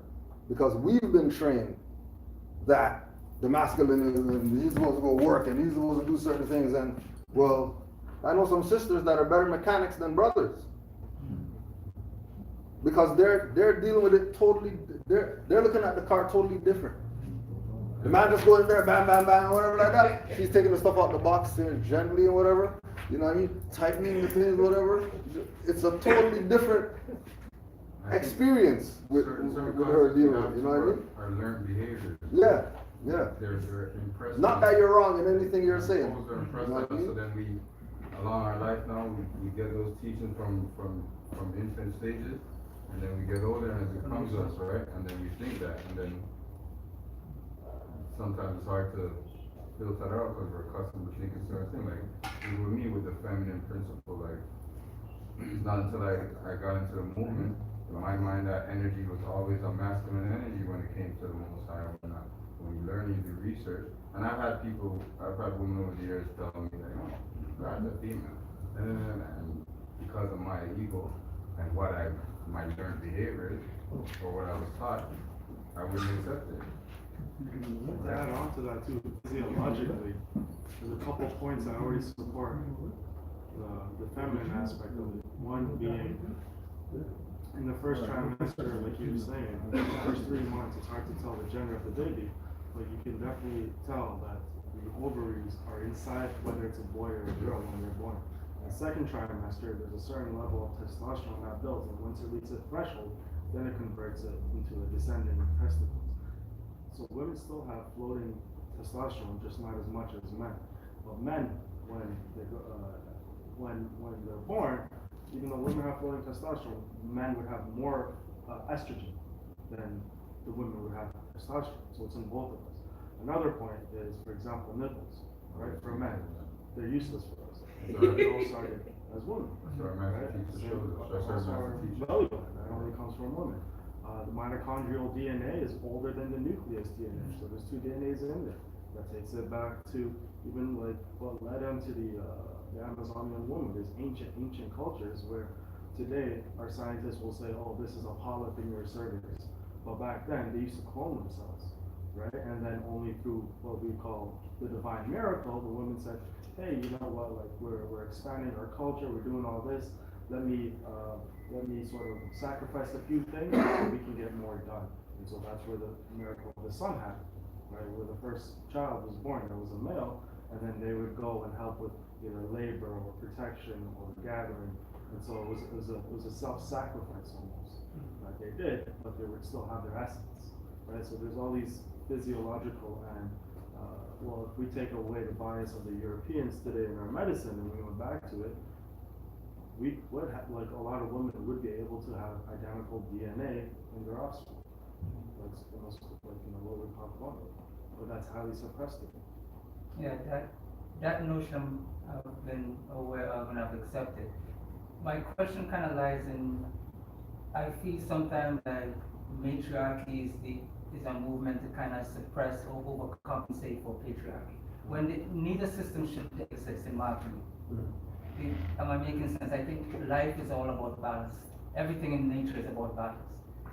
Right. And that's pretty much, I'm looking for more justification outside of Well, I think for what you presented. what you just said, To show that there's a need for matriarchy or patriarchy. well, you just said You know you what I think that it's made to counteract patriarchy, but patriarchy is the new. True. So it's the ancient. That's all I can say to that. Yeah. You know, like just from the perspective that the idea that there's a and a is modern. If we go back in ancient times, it was just there was no you know distinction between is one whatever and is one whatever. It's just what it was. But recognizing what it was is that the energy of it was about creation, which only one being does that like that, right? It's only gonna flow like that, feminine. So like if we go to you know one of the most important things to human beings on the planet is Earth, whether it's flat, square, oblong, circle, sphere, whatever, it's feminine. That's just what it is. It's called Mother Earth because it's feminine. It's not called Father Earth. Nobody ever called it that. Nature is called Mother because that's just what it is. Nobody ever said, well, where's Father Nature? Because there should be a balance in the energies of the world. It's not even a question of is there a second, you know what I mean, aspect of wanted to change the paradigm. You know? That's why we're even having a discussion right now. Or if we wouldn't be having the discussion, it would just be what is. Right. We'd be moving accordingly and not even be questioning, like you're saying, whether it's feminine or masculine or whatever. We'd just be moving accordingly. And then those who actually are connected to the universe to a certain level would naturally know. We might not be able to describe it, but we know like, okay, well this has to do with life or bringing forth things into fruition. And who does that? Well, the mother or the feminine principle or the female, right? Like you say, you're talking about nature. So if you deal with nature, then automatically it has to apply to that energy, right? Of bringing forth. And that's always been my source of guidance, right? Yeah. Minus having to counteract, you know, the culture and the movements today, the manipulation, politics and all that stuff, to create a division. Right. But yeah, nature's always been there. Yeah. Let me ask you a question. What brought you here today? It's multifaceted. I don't think you probably tell me to. You're here, please? You know, somebody was on the bus, I saw he was wearing, how's it pronounced? Yeah. Yeah. So, it intrigued me because I've been listening to a lot of more ideas for a while now online. So I approached it. That's what's up. Mother Nature needs to Oh. Just Yeah, to well- add to this thing here, Yeah. like, right now, today's days, for example, this land, the continent, the Americas, whatever, or Morocco, it's for us by inheritance. Inheritance. Everything you get, like, people, even if it's a man, die, leave the land, it's called inheritance. You know when you get inheritance? Always Not inheritance. Not inheritance. Even if the grandfather they left it, it's an inheritance Heritage, inheritance. from her. It's a matter of recognizing where the woman stands, because everywhere in nature, all the species and animals and everything is created by a woman. And even if you want to plant a tree or whatever, you need the seed, you have to put it inside the womb for it to grow, and it's Mother Earth. Other planets have, I guess, masculine characteristics, like Mars or whatever, but probably still all women. Like even with the concept of the earth, the tree is what creates the fruit. Even the tree's feminine. You put the seed in there, which is supposed to be the masculine going into the womb. What's gonna come forth first is her recreating herself first. And I was thinking too, what I noticed with this allergy thing, because allergy is a pollen that goes to another plant, but around us, there's not much plant that produce fruit, so this pollen don't even have nowhere to go. Yeah. So it create another thing. Right. Which again goes back to the whole thing of the patriarchal. How is it that the patriarchal was able to become prominent, and matriarchy is not even in the minds of the people, even though they know Earth, Mother, Universe, and all these things are feminine or mother. We know as men, like the brother's saying, nipples don't work on men. What we have them for, if they don't, like if women's nipples do that, then what we have nipples for? You know what I mean? Like, yeah, like just a style, or So like Todd says, it can only be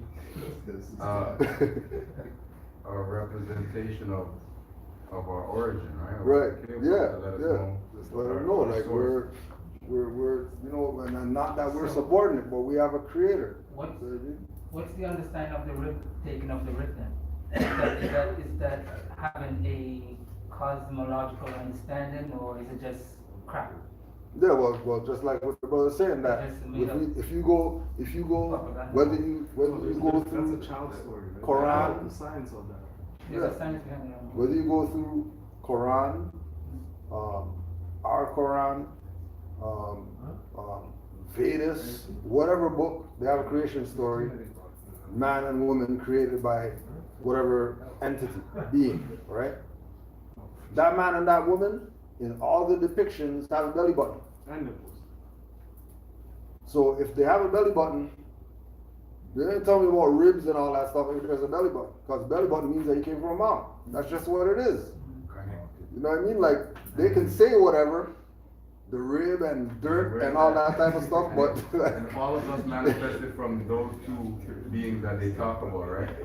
Right, those supposed to be the first two beings on the plane, right, on the planet.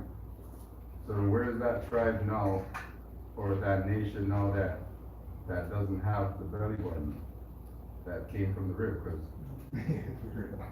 Because once you have the navel, you know that's the umbilical cord, and that's the connection to you and your mother. And no one I've seen on fine pictures anywhere that I haven't seen it happen. So what's the more understanding of that? Or do you guys consider it at all? So there's science to that too, right? And so with the Roman Catholics or the Constantinians, when they did the Index Librorum Revitorum, that's the great book burning. A lot of Christian book burning that happened to our ancestors. So before the Romans came into power, they were the Greeks, right? And so when the Syracusans were teaching them and the Etruscans were teaching them, giving them light, they took Kemet mythology, right? Cultist mythology. So we have a Set and a Sar, right? Before that, there was Ptah. And Ptah, before that, there was Atum. And Atum was Adam, right? He's the Adam, the Atum, the father of fathers. And so, an Adam, in this great civilization, they knew they knew all the sciences. And so they even knew what an atom looked like, let alone molecules.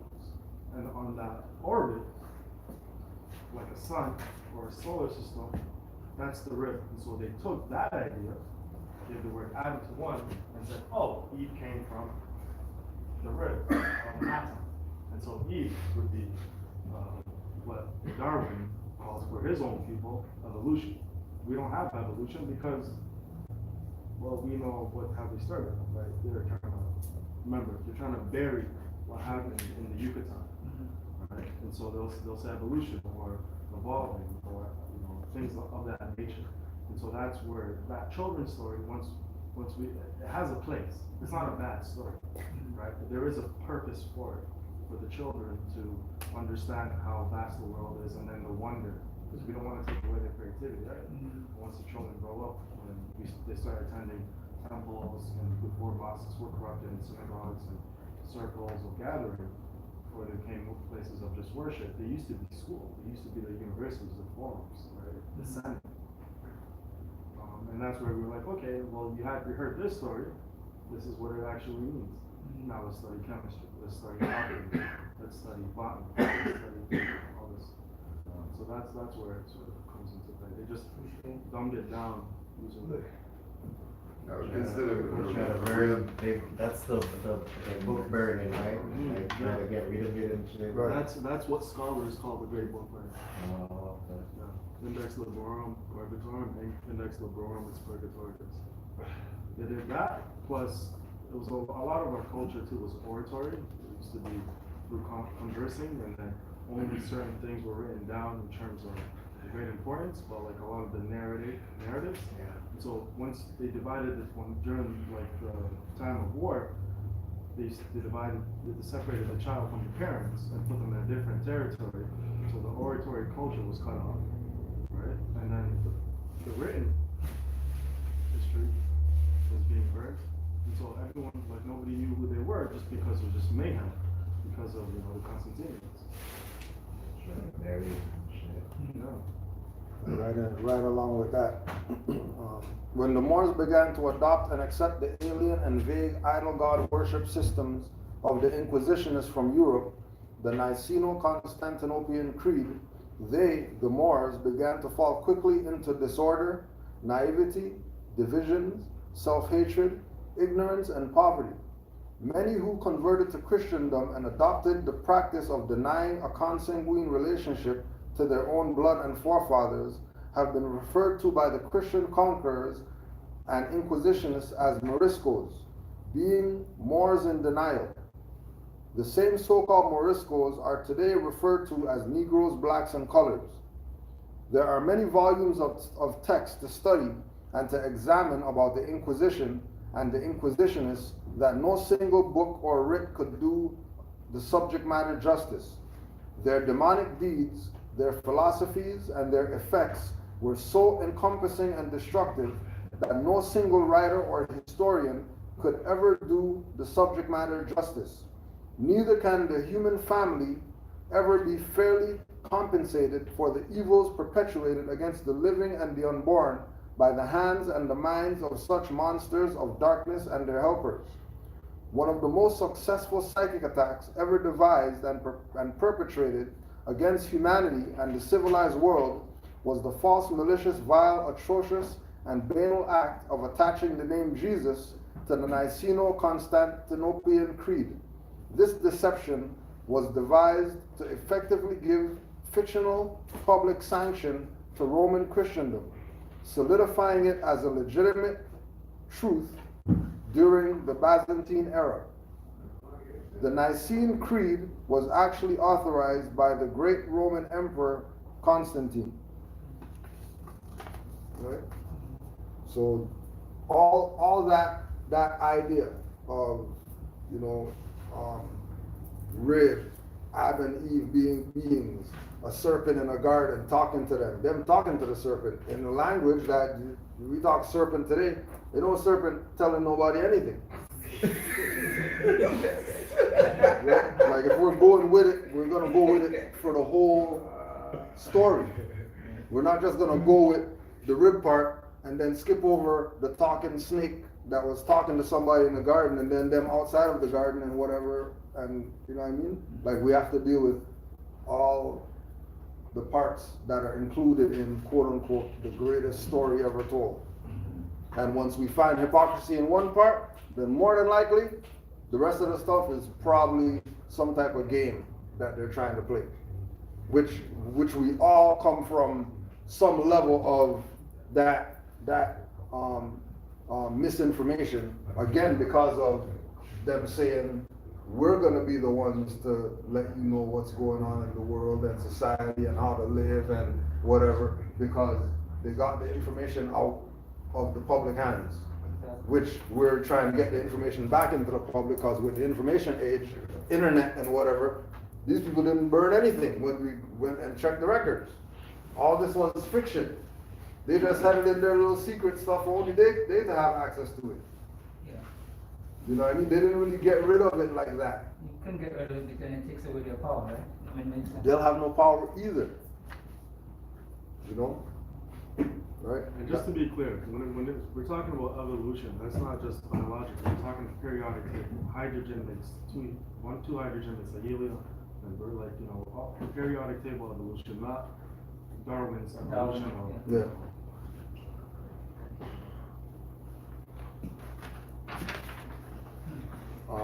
Inquisition insights.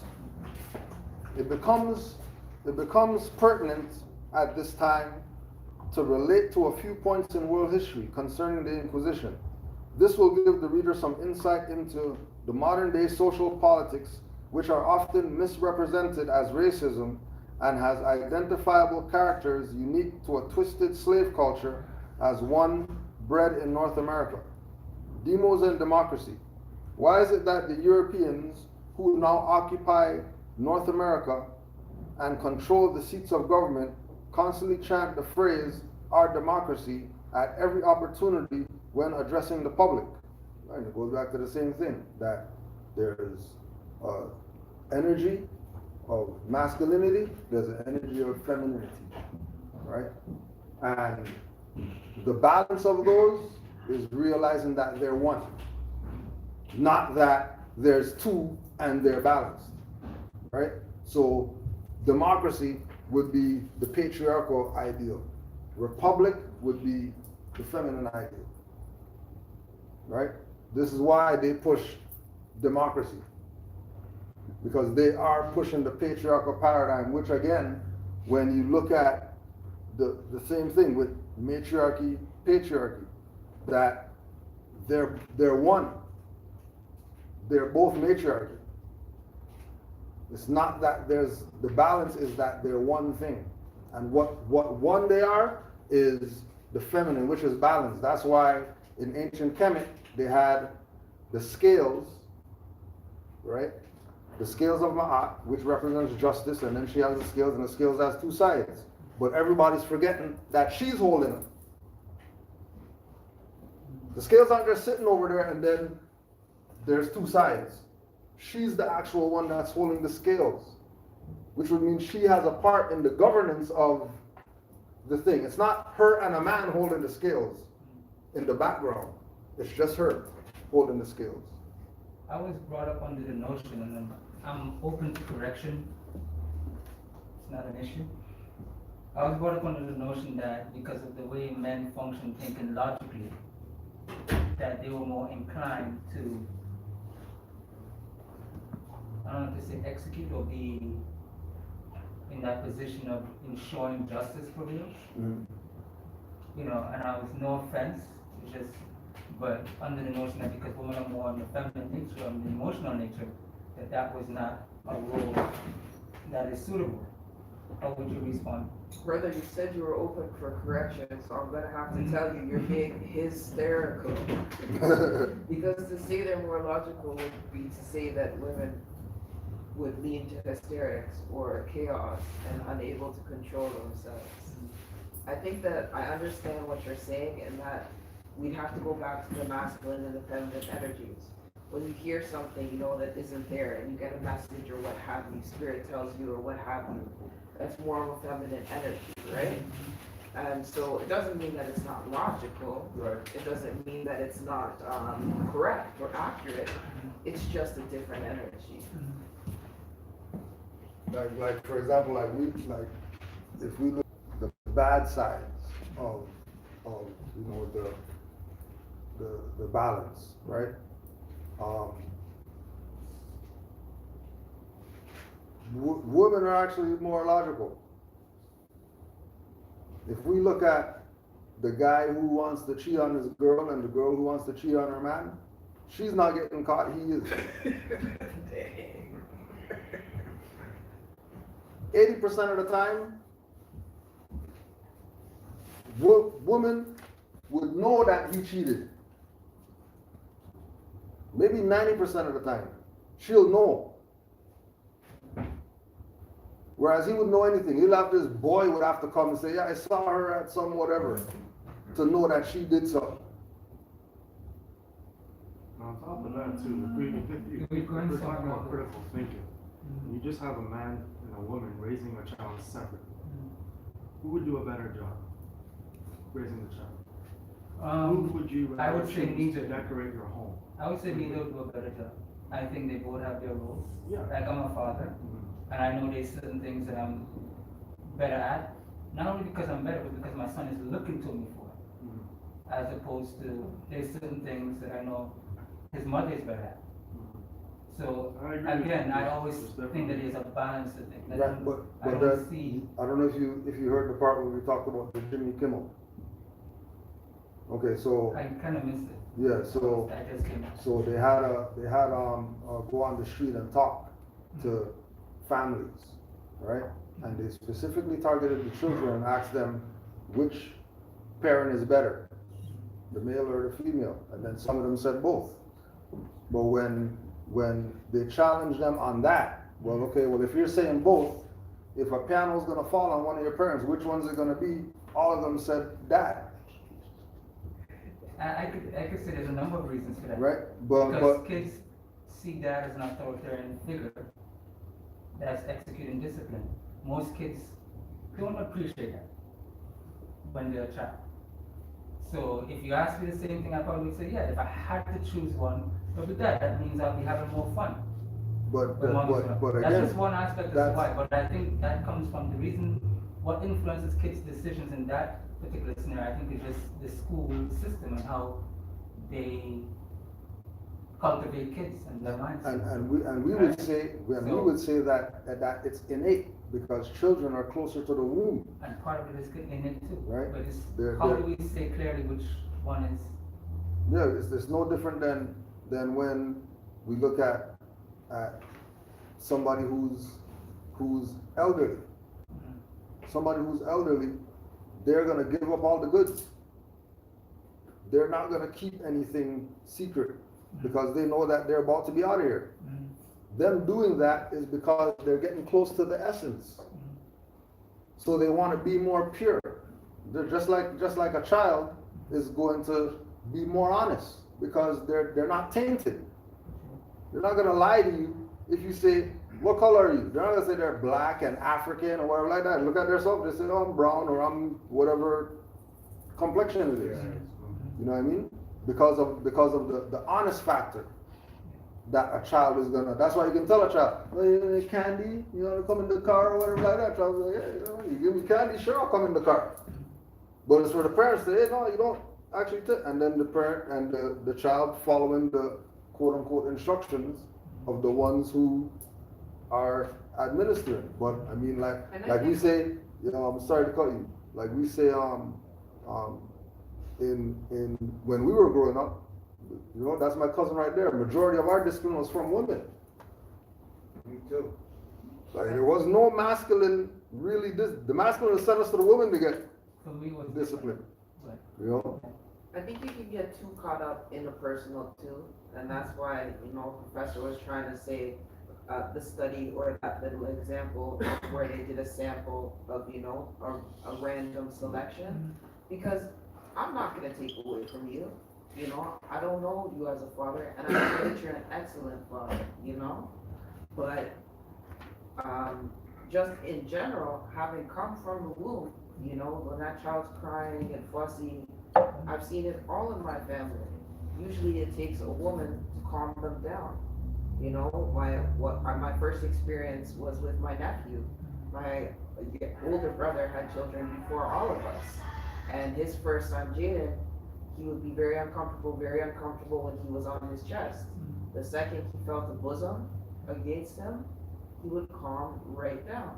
It's that comfort right there. If you're a ripped guy, you got pecs and stuff like that, he wasn't having it. He didn't want that energy. He just wanted to be held and comforted. And that's where he felt he was getting it from. And get that verse. That's just like a family that grows into a nation. If you're gonna have a person to decorate your home, or like a mother or a father, most often than not, women will include plants. More often than not, women don't even consider that into their decor. So you have a more lived-in, domicile. In terms of that, there's also food that in a nation you have to think about agriculture. Who's going to care more for feeding their children directly? The one that has invested time and has the genetic ancestral DNA that says this is good for us, this is what we need, or a guy that doesn't have that just because they were there, doing their roles, and it's not as ingrained, but it's still in there. So like in terms of governance on a massive scale, there are factors that we have to think of. If it's good for one person, that can be extrapolated to the nation. Whether it's design for a city or a country, or legislation for how to grow and how to support nature and harmonically to day-to-day politics. Like for example, another example is with if you have that balance when you deal with the different colonial institutions, let's say school, right? They don't want mom to come in there. Because mom goes in there, it's going to be hell to wait for what they're trying to do with her child. Now you have both of them in there, now you have double trouble. But when you see situations where the masculine aspect is being used as the mediator or the one to talk to or whatever, it more than likely should be because mother is the one who gave the order for him to go. Right? Like there's Moors who we know that when school calls, they don't want to deal with the father. Because the father's coming in there with Moorish mindset, just like mother taught him to be. Not that he's going in there on some masculine. He's going there on some, I'm taking the place of mother. That's my offspring that you're playing around with. I'm not going to be playing racism games with you and you're whatever. I'm going to write to superintendent. We're not even going to have any conversation when I come in here. Only conversation we're having is about the offspring. Any other type of conversation, I'm talking to the next person up, because you're just caretaker. You're not nobody that can make any decisions with regard to my child or whatever. And again, having that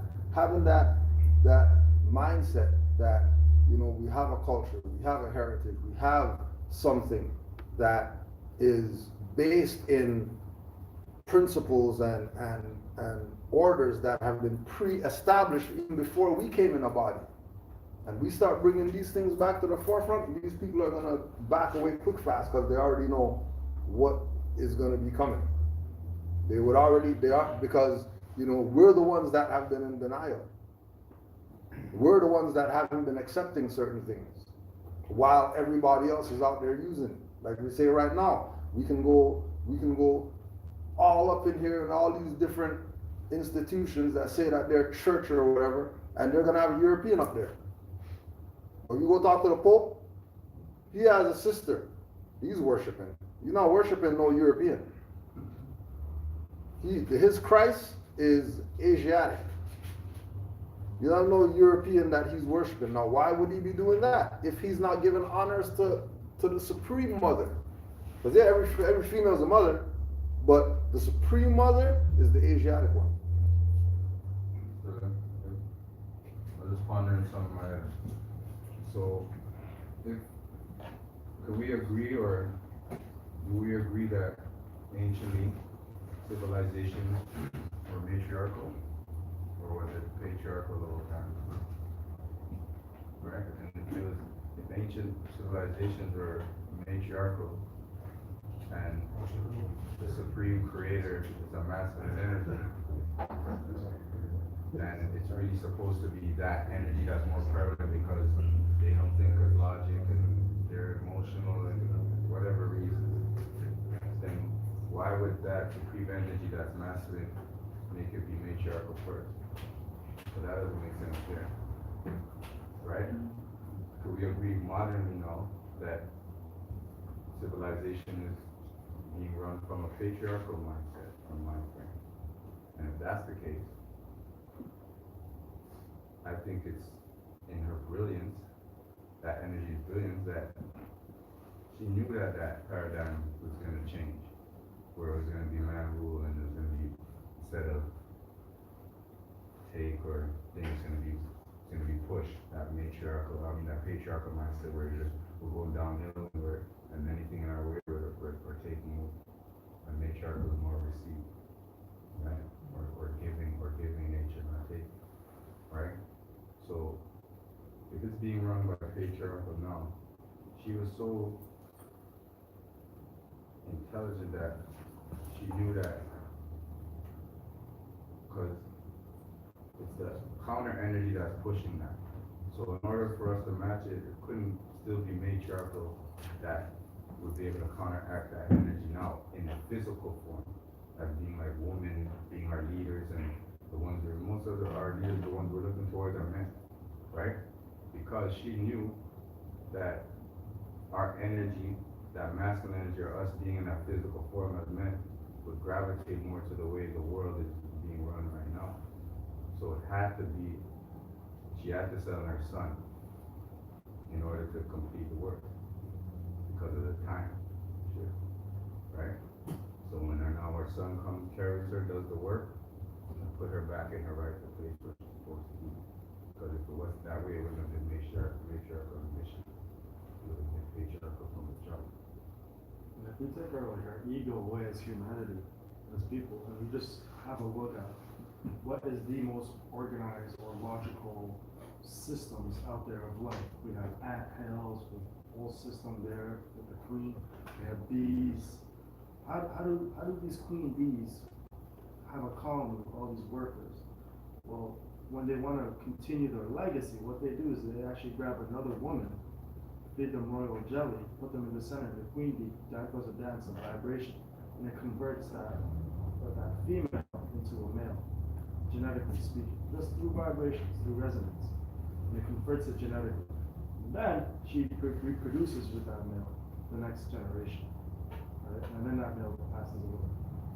That newly converted male passes away. And these are very organized, very advanced, systems. Even look at a beaver dam. Most beaver dams are built by the women, not by the male. Look at the plumage.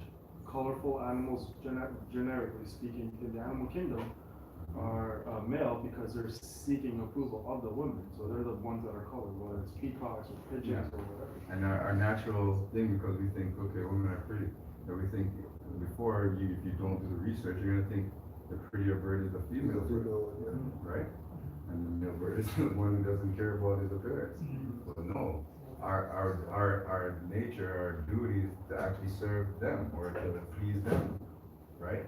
And in so doing, and she's right in her mind, it's not gonna be it's like you said, it's gonna be give and take the whole way. She's not gonna take advantage of the fact that you might be serving her to a certain degree, she's gonna respect that and then serve him the same way. And then they serve each other, and then there's that oneness that doesn't create any energy or being That's certain. better than the other. Yeah, it just moves in unison. And that's, I think that's where I'm trying to get to.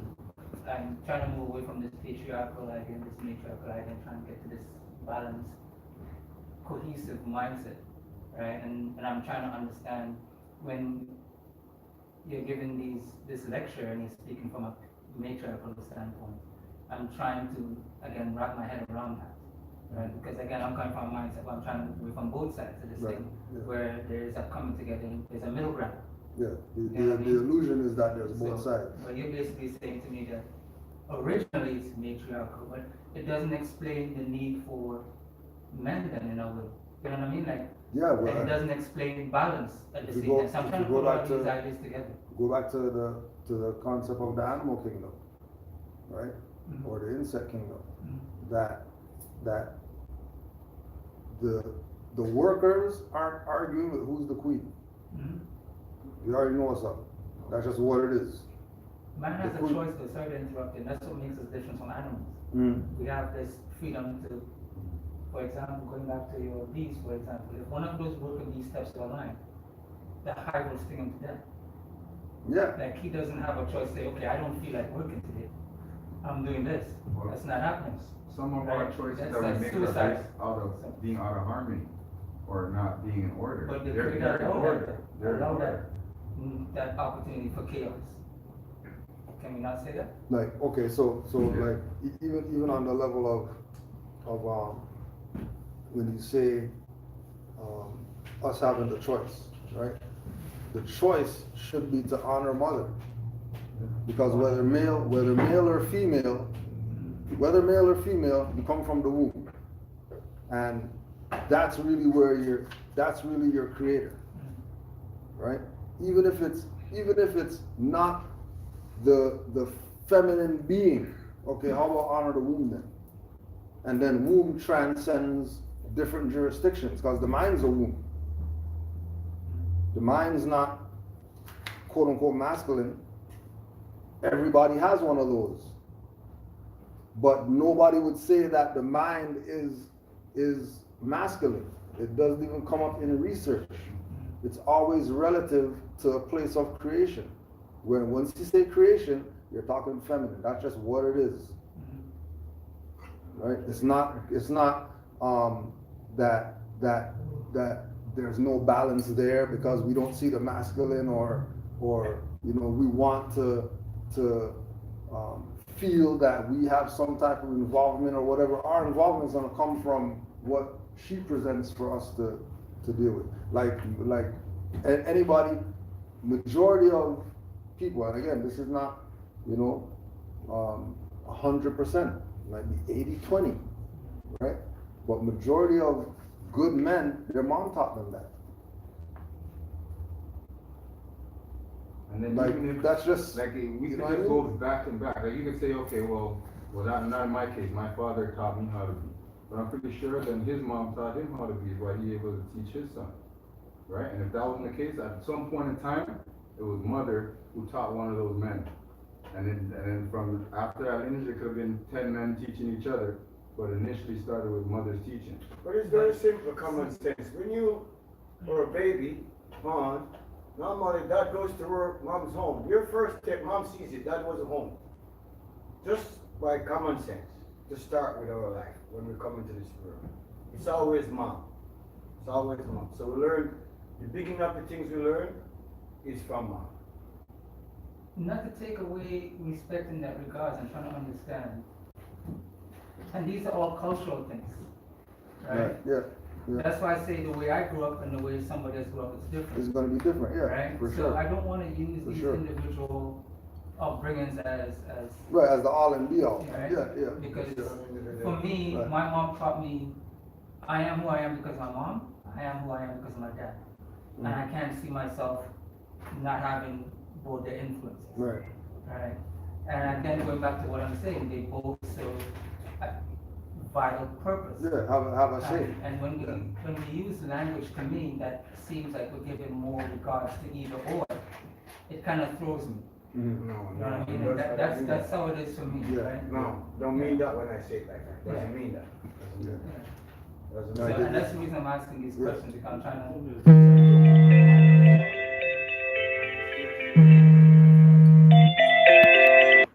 First, strict to passed away together. So that's not what I mean when I say that. Mhm. You know what I mean? But getting away from the male and female mother and that, but more to a spiritual side becomes and a reflection of both, right? It's, Both I'm are, trying both to- are Always. equal. One cannot exist without the other. There can be life without death. There is life without death. What is death without life? there's that duality. Whenever a star, the sun might give life, but one day it'll explode and it'll coalesce into something else. Life is also very violent in its own nature after a certain point. But if we, as like you said, if you have free will, you can either smoke or not smoke. You can either do drugs or not do drugs. But you also have the choice for memory and lessons and wisdoms of your ancestry to progress past these. You don't. They say a smart person learns from their mistake, a wise person learns from others' mistake. It's the exact same thing. You still have that free will to make choice. Now, whether you can't sort of segregate these two energies because they're there either way, whether you like it or not. So they are one, but we try to compartmentalize everything. Life and death. If you had to like enforce one, you know, if women would rule, we go back to these stories that are given in all these scriptures where humanity lived 600, 800 years because it was pro-life, right? Versus what we have today, which is pro-death and conquer, right? And so with the wars and the food and the air and the electromagnetism and all these other things, it's not conducive to it. Life would still go on because it's life. It's the first thing that came from the void. And so it'll still be there, it's just not. We're not supporting it, right? And so who brought life in? We have to go back and say, hey, if we want to live to 800 years old for the next 7 generations for our great grandchildren, how do we get them? How do we get our lineage to live to 800? How do we clean up everything where we can go back to being, you know, like 30 feet tall? And that's pro-life, right? Not to say the other half doesn't, you still need the other half. One is a lawmaker and the other one's a law enforcer. So And they need each that's other. kind of like how I look at it. Yeah. And that's a nice example. Yeah. And they balance and contrast, support each other. There's a place for Right. both. So, But if you look at it like that, the law has to be made for it to be enforced. For you enforce. So you still have, So the feminine is still coming first. and not first in the sense of 1, 2, or one is more important or whatever like that, right? That's just the creative energy is just that. So it's prominent, let's say, right? It's not like where we're saying melanin dominant and melanin recessive. So the recessive being is less than the whatever. It's not even from that perspective. It's just recognizing that there's a source. And if the source is based in existence, it's going to do that, and it's going to find little soldiers to help its existence. You know, but it's not taken away from, you know, like we said, we have a choice. We could choose to honor our forefathers or not. We haven't, so look at our conditions. Based on us not honoring our forefathers, which, when we trace them back, we see that they were matriarchal societies. They were societies where nobody's making any decisions before they go to the Queen Mother's Council, male or female. Years old. You know what I mean? You're not gonna say we're gonna go whatever until you go talk to the mothers, or the Queen Mothers, or the whatever they're designated as, the group of elders that, you know, like they say, Brother Settenrod Bay brought it up at our Noble Juali Day, that, you know, before you talk, you get permissions from the elders to speak. You're not just talking just because you have a mouth. You know, and then who are those elders? Well, if those elders are a bunch of loose people, then you're probably not gonna know to say ask for permission before you speak. But if the elders bring you up properly with regard to what it is that you need to know in order to get to that place, then certain things, principles again, going back to Prince Harry and why he went for an Asiatic woman instead of going for a European, because the order of it is, that's the foundation. Why would I go to a European? I mean, if I want somebody to be my queen, I probably want the mother of civilization to do that, not the daughter of civilization, which doesn't take anything away from the daughter, right? Just like with us, you know what I mean? Males are sons, whether he's a dad, uncle, brother, whatever, he's always a son. And she's always mother, whether she's 2, 6, 8, 100, she's always mother, because she always has womb, ovaries, always. There's not even an argument that she's always mother. We can call her daughter, but she's mother. We can call her whatever, but she's always going to be mother, just like we're always going to be son. And that's Mason. It's like Masonry? Mother, son. Mother and son, my son. It's like the more I was saying about the Adam and the duplicating of the self, Yeah. cloning yourself and stuff like that. Like the first Adam, if I was to put in a gender, it'd have to be female. It duplicates itself. Right. Right? But after the 10 trillion cells are all duplicated, like, it's easy to get lost in the sauce and talk about all these other things, but you still have to pay homage to the original Adam, which has to be female, because it's the only thing that can clone itself. As you can see, it's representative of that. And, on Earth would be like the Amazon woman at the time. That would clone itself. Omar, you got something? Just from the perspective of, we're talking about these things, and not to say this hasn't been, one of the things I was gonna counter with is the reason why we have been focusing so much on the matriarch is we're trying to right the position that we've been in. So it's like when they talked about affirmative action, right? I remember some of our neighbors complaining because that meant that certain so-called visible minorities were being hired in positions that traditionally the Europeans had. Affirmative action was the attempt or the process of writing the position that we were in. That was the first thing. And then the second thing I would say to this is, you can look at this conversation that we're having here, how, in a sense, divided, or how sort of seemingly there's so much more to talk about. That should be indication yet again to certain places that we're at. So those were just the two statements, observations that I wanted to make as well. So, Yeah, we might take a little. we got some. The quick thing about the X chromosome, I'm not sure, I was trying to look it up real quick, but I remember recalling that the X chromosome was actually, each line on it was considered a rib. And then once one rib is broken, then it would be the Y chromosome, which would be the unfinished, or Yeah. the unfinished version of the X chromosome. Generate? Yeah. Generated. Mutation? Like from. Yeah. So what he's saying is,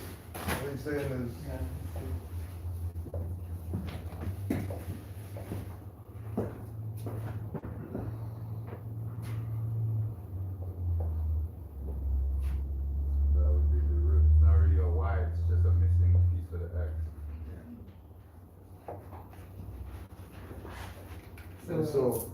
so this lack of support in the masculine being is why we have breasts don't work. It's why our testicles are fallen ovaries. It's why if we have the child for seven days from birth, we're useless, because He's gonna need breast milk and we can't provide that, right? It's not a negative though. That's just in nature what it is, So, right? based on what I'm getting from you guys, the patriarchal system came about as an insecurity of not wanting to accept this fact, Yes. Right, right, and then coming up with this storyline of the rib. right. And In play order with- to, play in with order it. to Or make, possibly a usurpation of the matriarch, not even a weakness. yeah, because they didn't get rid of it. Matriarch is still, They put themselves on top of it. they just superimposed Yeah, masculine on top of feminine, or superimposed masculine as masculine, when masculine is really feminine. That's distorted. It's a distorted form of feminine. Because again, once we use our physiology as the example, we can see that without any doubt or contradiction. That our nipples are useless for a reason, because our breasts don't work. To get back to Right. where what would be the art of war approach to why they want to be motivated to do this? Say it again? Why would they create a patriarchal system? That's a good question. So the way patriarchal systems came about was, if we look at ancient Kemet or ancient Egypt, right, modern day people call it Egypt, the pharaohs were actually women. And then when the son came about and was learning all these spirit sciences, like how to govern a nation, and then when they finally graduated to the highest degree, then they would wear the headdress that came down to here. Because Egyptians back then, or the Egyptians, used to be very clean. They used to shave a lot of their hair. And so the headdress was a symbolic ceremony of saying you've reached governance level. And so when when the culture was expanding, the Nubian, the Kushite just expanding around the planet and teaching other people, there were some people that were sort of contaminated and jealous of this nature. And so in order to defend it, the women, the rulers, would say, well, like, I can go and fight, like the Amazons, led to the Amazons, or women used to be really good fighters, but more often than not, the son would say, hey, no, you stay safe, you still do your thing, let me step up. And that's where kings and princes used to fight and command the battlefield, right? And that's where that system came from. It was commanding that field of battle and looking for inspiration on behalf of the house, or dynasty, not during the dynastic period. And that's why it'd be the face, but that, the ruler was always the woman. The woman wouldn't have to say a lot because they raised that child. And so anytime that child sort of steps out of bounds when they're an adult, all she does is just lean forward and just whisper into his ear. I don't know, it's not gonna happen now, it's gonna go this way. Okay, go there, represent me doing this and that and the other. And so that was the inspiration. Remember, the Romans, when they came in through the Greco-Roman Constantinian era, 325, the priesthood is the pharaoh. And again, right, that's all the secret sciences, the mystics, the occult stuff that leads to one being higher self. Now, what they did was they took that and they just organized it into themselves, right? They organized it. The first five popes in Rome were Moors. They were Moorish. We don't even know that, right? So it was a high science, and that is what led to them having their own kind of, pharaohs or high priests.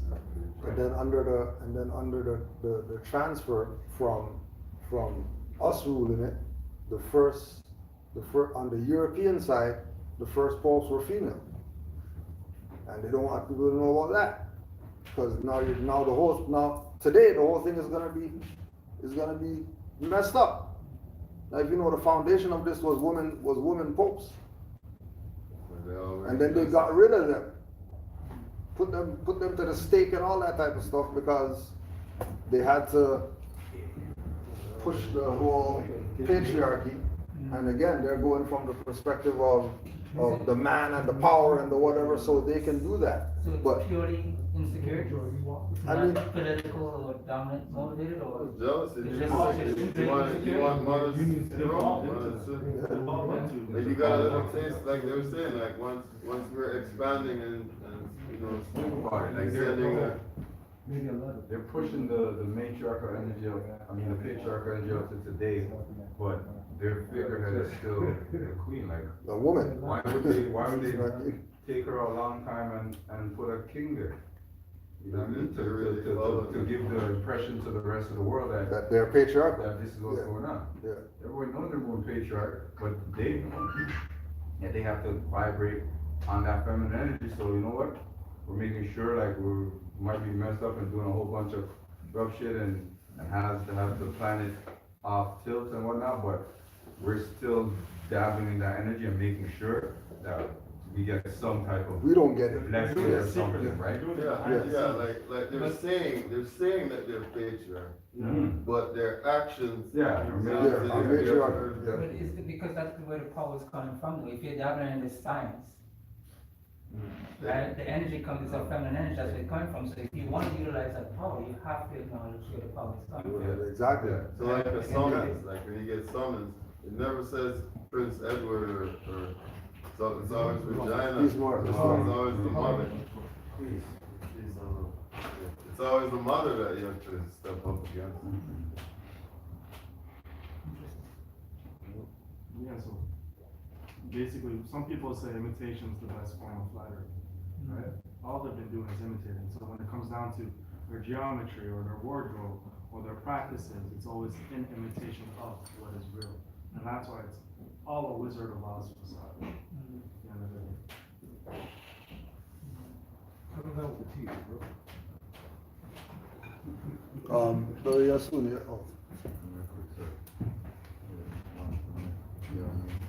we'll just finish off with this and then we'll do our Quran readings.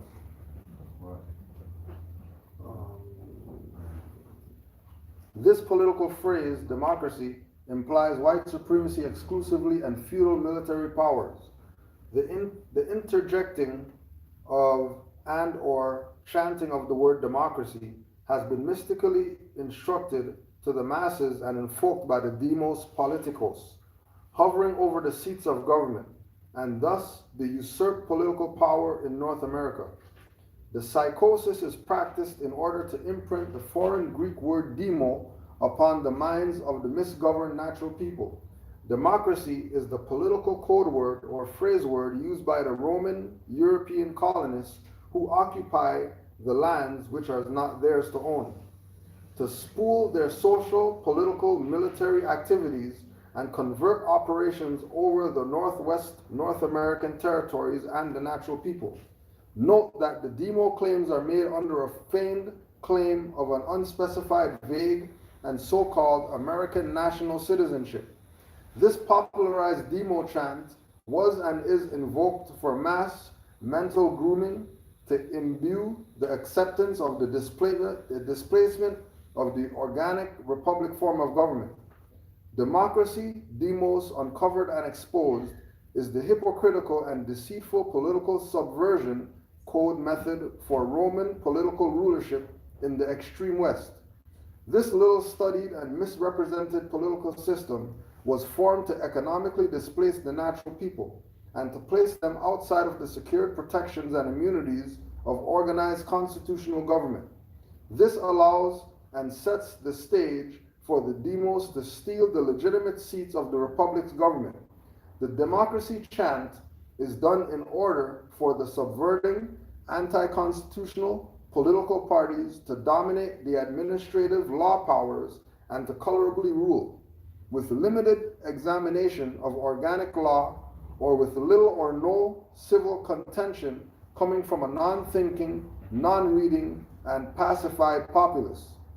Democracy is derived from the Greek word demos, or demi, often personified, which refers to the peoples or commons of an ancient Greek state. Hence, the personified political body politic of the occupying forces of European crusaders and inquisitionists in association and through enslavement and deception, conquering and occupying the Western Hemisphere.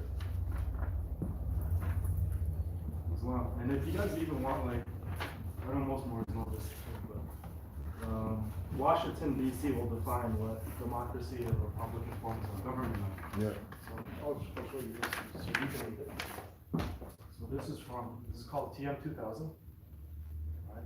TM 2000 from the War Department from Washington, November 30th, 1928, practical citizenship. If I scroll down to page 91.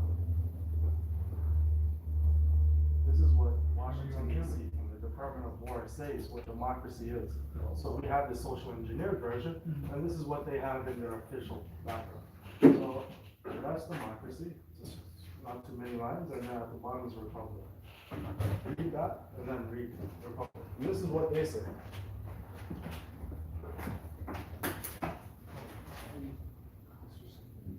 What page? 91. And again, that's just to show that they know what they're about. You know, we think, you know, that everything that's being done is done from some, you know, respectable whatever place, when these people are all about usurping, they're all about Inquisition practices, they're all about making sure that the natural people don't get their stuff together. You know? You guys want to read it up? Yeah, go ahead, man. Okay, democracy, government of the masses, authority derived through mass use of any other form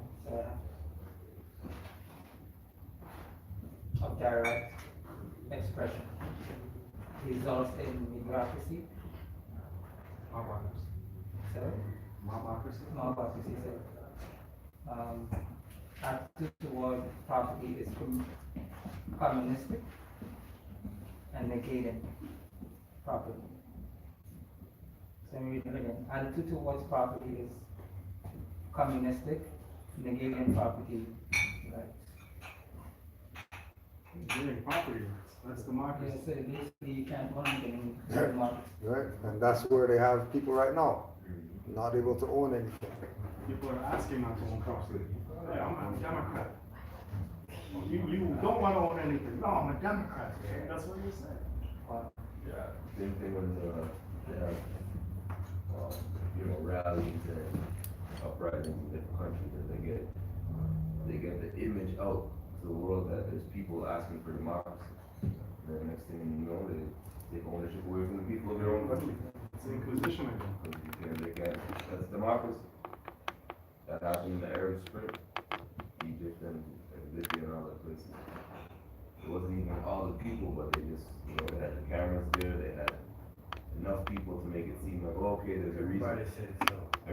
Everybody agrees, the whole world agrees that we should go in there and make it, and the United States should go in there and do something, or the UN military should go in there and do something. And establish democracy. And they rewrite constitutions, like in Kenya, 2014, they took it from a Republican constitution, and they rewrote that's democratic. And isn't that the old idea of what's happening right now in America, the idea of the Constitution? What's that?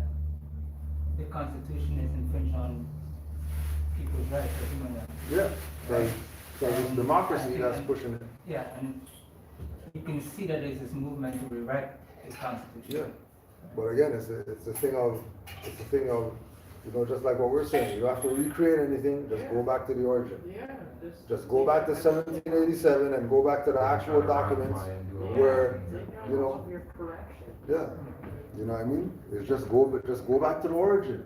There's already constitution there. They might say, you know, constitution, and then they talk about 20-something amendments or whatever. Well, we only know about 10. I don't know what anybody's talking about amendments when it's supposed to be Bill of Rights. So the Bill of Rights and amendments gives that two different perspectives as to what that is. If it's amendment, then that means they can go in and change it anytime. If it's a Bill of Rights, then it's rights. It's unalienable. Nobody you can't change those. Human fundamental right. Right? And again, going back to the language, which is why they started saying amendments and, you know, democracy, so they can do whatever it is that they're going to do. And then because the people are uttering it, then that gives them the power to do what it is that they're doing, take away people's property and do whatever else that they're doing. Which is again why, you know, we have to be doing this. Because it's damage control for all the stuff that people just let fly because they didn't know any better. Oh, it's manipulation. Right. I'm sorry, I lost. Oh, it's all good. You have your verse there, or verses? few chapters that I think tie in. Yeah. Initially, when you asked them, then Brother Ernie was showing you a chapter, I was already there thinking about reading it. Because in our scripture 7 Quran, divinely prepared by Prophet Muhammad leaves instructions for us, as well as instructions that he was following, right? So, Sorry, let me explain to me who you're referring to in terms of the author. Brother who? Prophet Noble Jali, the individual kind of got this knowledge of us not being NBC. But you have to be careful with the word author. He said prepared. Yeah. Yeah, again, a lot of people, there's discrepancies with that too, like saying that there was plagiarized work and stuff like that, but he never ever said he wrote this or anything. He transcribed information that he acquired from ancient manuscripts and different master teachers and whatnot along his travels in Asia and that side of the hemisphere. Right? Can we say he's the founder of the modern Moorish movement, or Pretty, is that mu- fair? pretty much, yeah. You could say that, Yeah. right? 100 plus years now since he started as the old Canaanite temple, and then it became the Moorish Holy Temple of Science, and then that got incorporated more so that we'd be able to navigate and do business, because he knew how things would turn and our condition, our state would be at this time. We need something as like a shield or protection to do business or navigate with the Inquisitionists and the occupiers and stuff like that, right? So yeah, he established the quote unquote temple or the learning center or the embassy or the consulate, right? So we honor him every year around this time. His solar return is January 8th.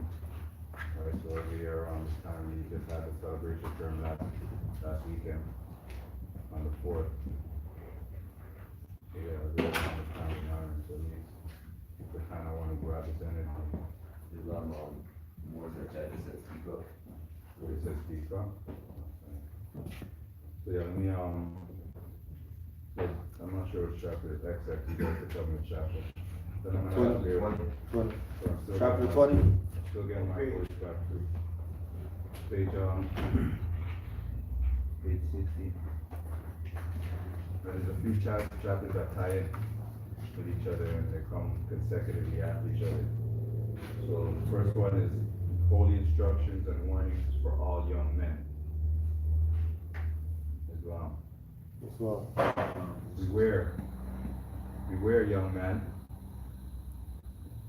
Beware of all the allurements of wantonness, and let not the harlot tempt thee to excess in her delights. The madness of desire shall defeat its own pursuits. From the blindness of its rage, thou shalt rush upon destruction. Therefore give not upon thy heart to her sweet enticements, neither suffer thy soul to be enslaved by her enchanting delusions. The fountain of health, which must supply the stream of pleasure, shall quickly be dried up, and every spring of joy shall be exhausted.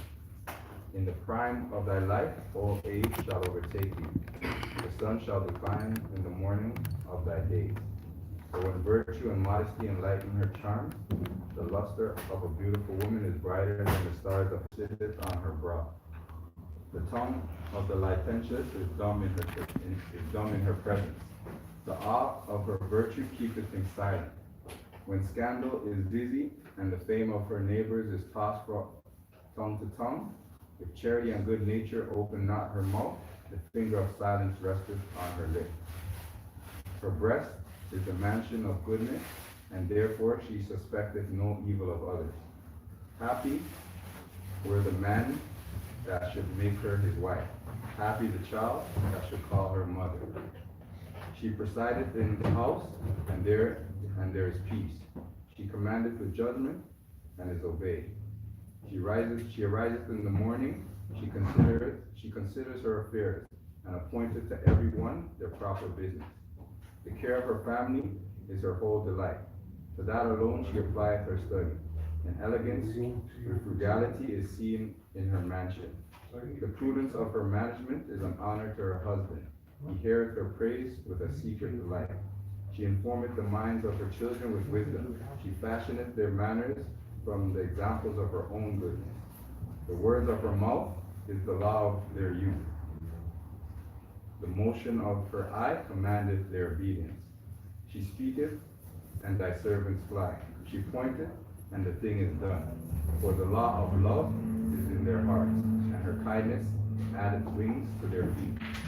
In prosperity she is not puffed up. In adversity she healeth the wounds of fortune with patience.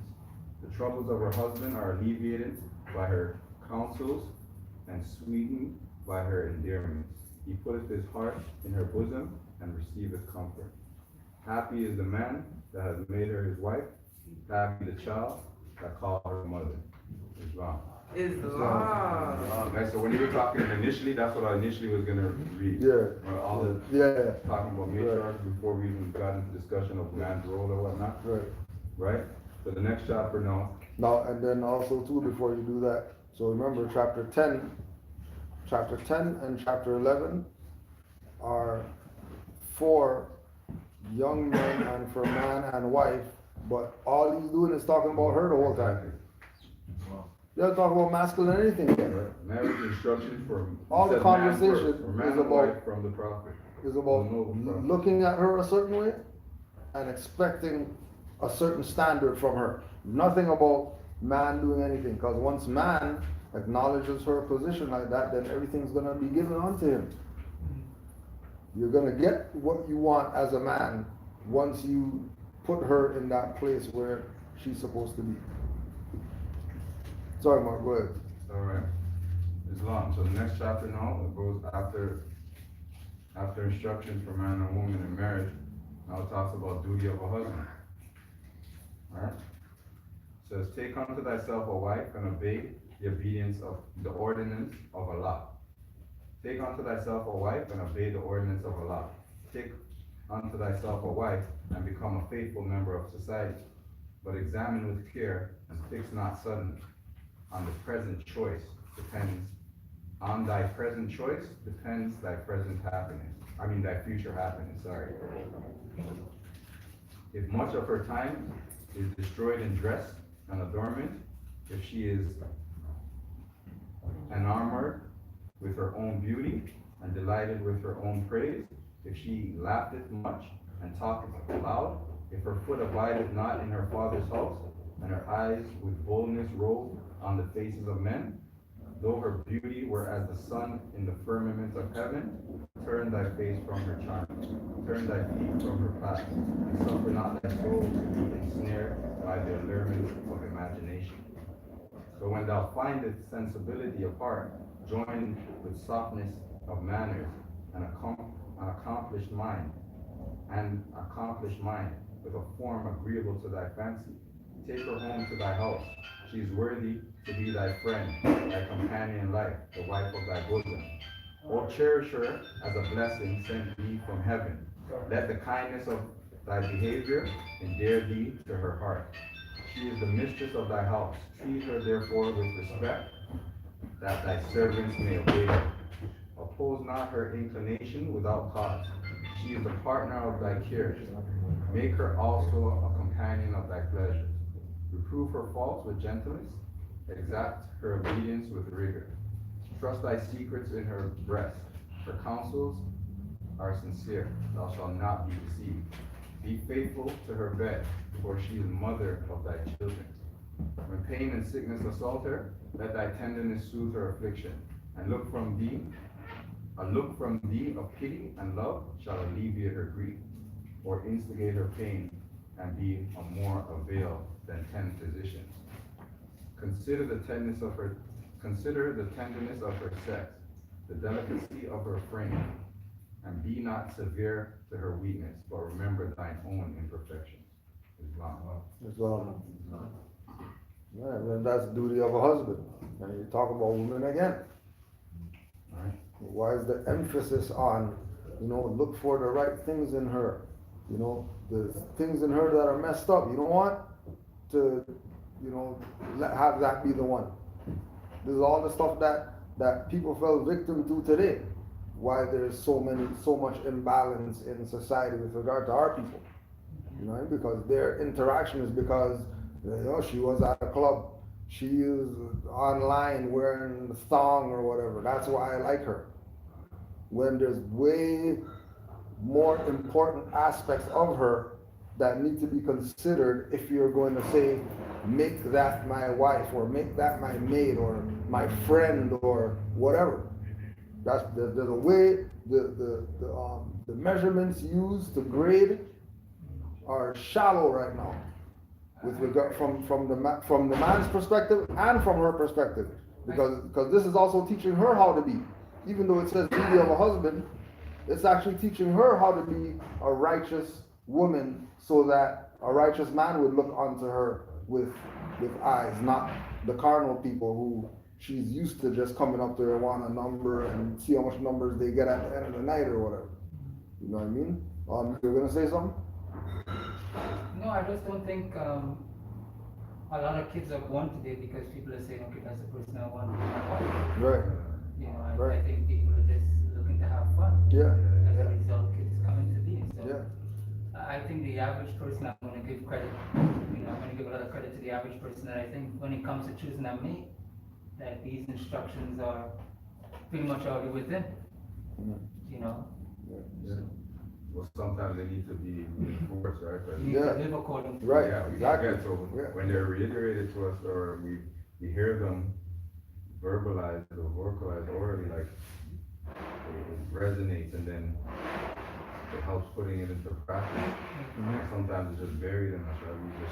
We have everything in us to do anything you want right now, but it's all buried in our DNA. Certain things further than others, right?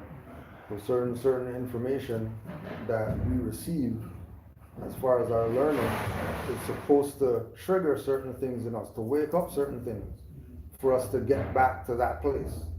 But if you're not getting the right, it's like when we're studying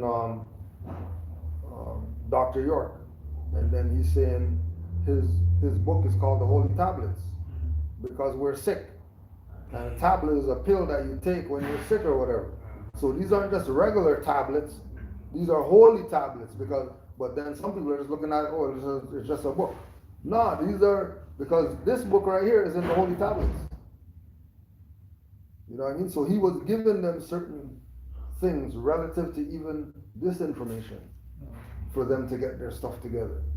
But they're not going to tell it like that, because they want to pump up their guy. But if their guy is taking this guy's book and putting it in his holy book, then his holy book's not really that, like, Compilation.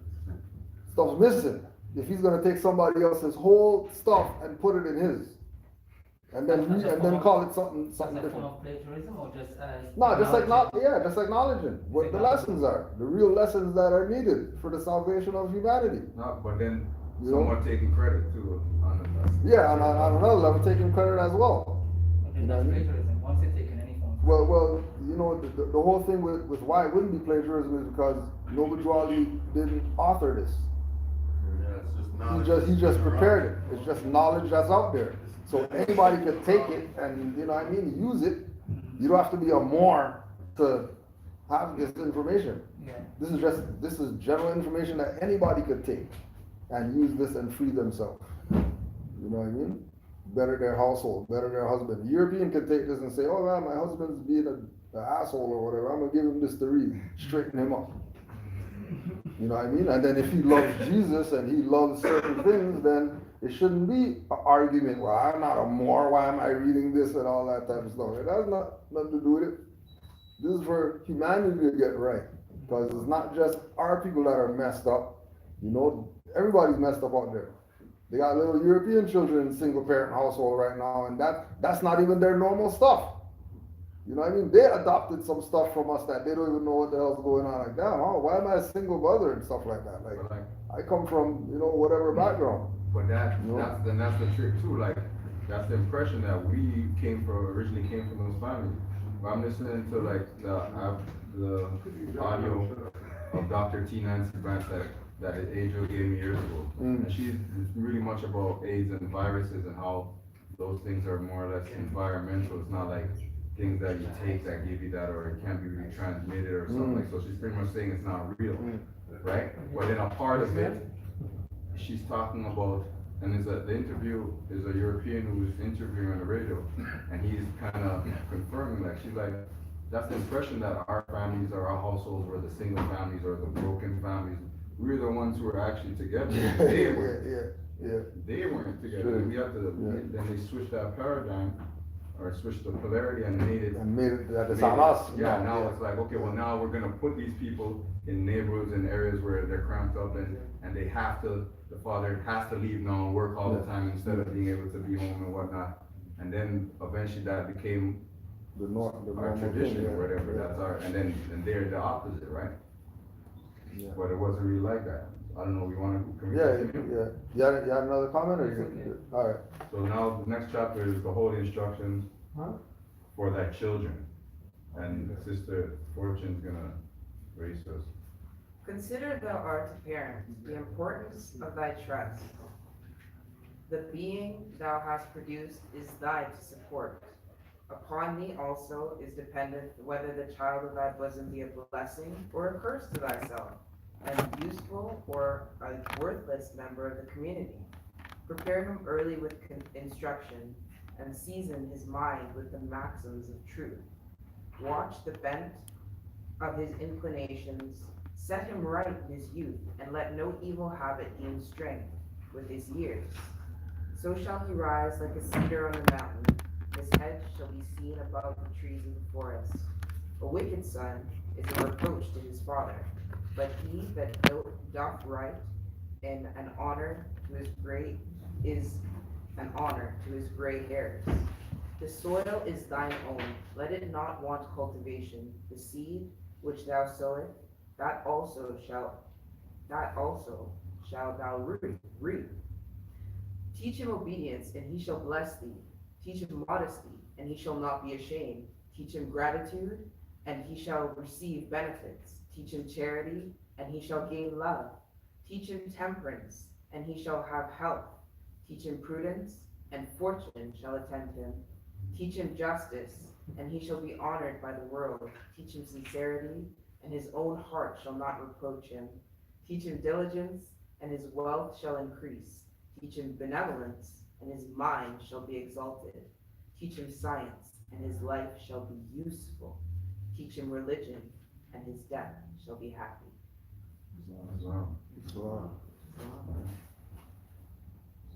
Now the last chapter, read.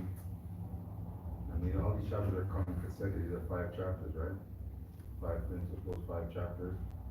And I bet there's way more numerology if you dissect it even further. Right? The obedience of children towards their father. From the secrets of Allah, let man learn wisdom and apply to himself the instruction they give. Go to the desert, my son. Observe the young stork of the wilderness. Let him speak to thy heart. He beareth on his wings his aged sire. He lodgeth him in safety, and supplieth him with food. The piety of the child is sweeter than the incense of Persia offering to the sun. Yea, more delicious than odors wafted from a field of Arabian spices of the western gales. Be grateful to thy father, for he gave thee life, and to thy mother, for she sustained thee. Hear the words of his mouth, for they are spoken for thy good. Give ear to his admonitions, for it proceedeth from love. He hath watched for thy welfare, he hath toiled for thy ease. Do honor therefore to his age, and let not his gray hairs be treated with irreverence. Forget not thy helpless infancy, nor the forwardness of thy youth, and indulge the infirmities of thy aged parents. Assist and support them in the decline of life. So shall their hoary heads go down to the grave in peace, and thine own child, in reverence of thy example, shall repay thy piety with filial love. Islam. Islam. So initially, when you asked your question about what a role of a man is or what a man should be doing or whatever, so I thought of these 5 tribes because there's something in between all lines or in all the verses that is a perfect guideline to live by or follow, right? It all have to do with her, but it's like you're saying, it's still a give and take situation. But I would, if I was looking for a guideline of how to navigate or how to deal with certain aspects of life and a relationship, everything's in this book here.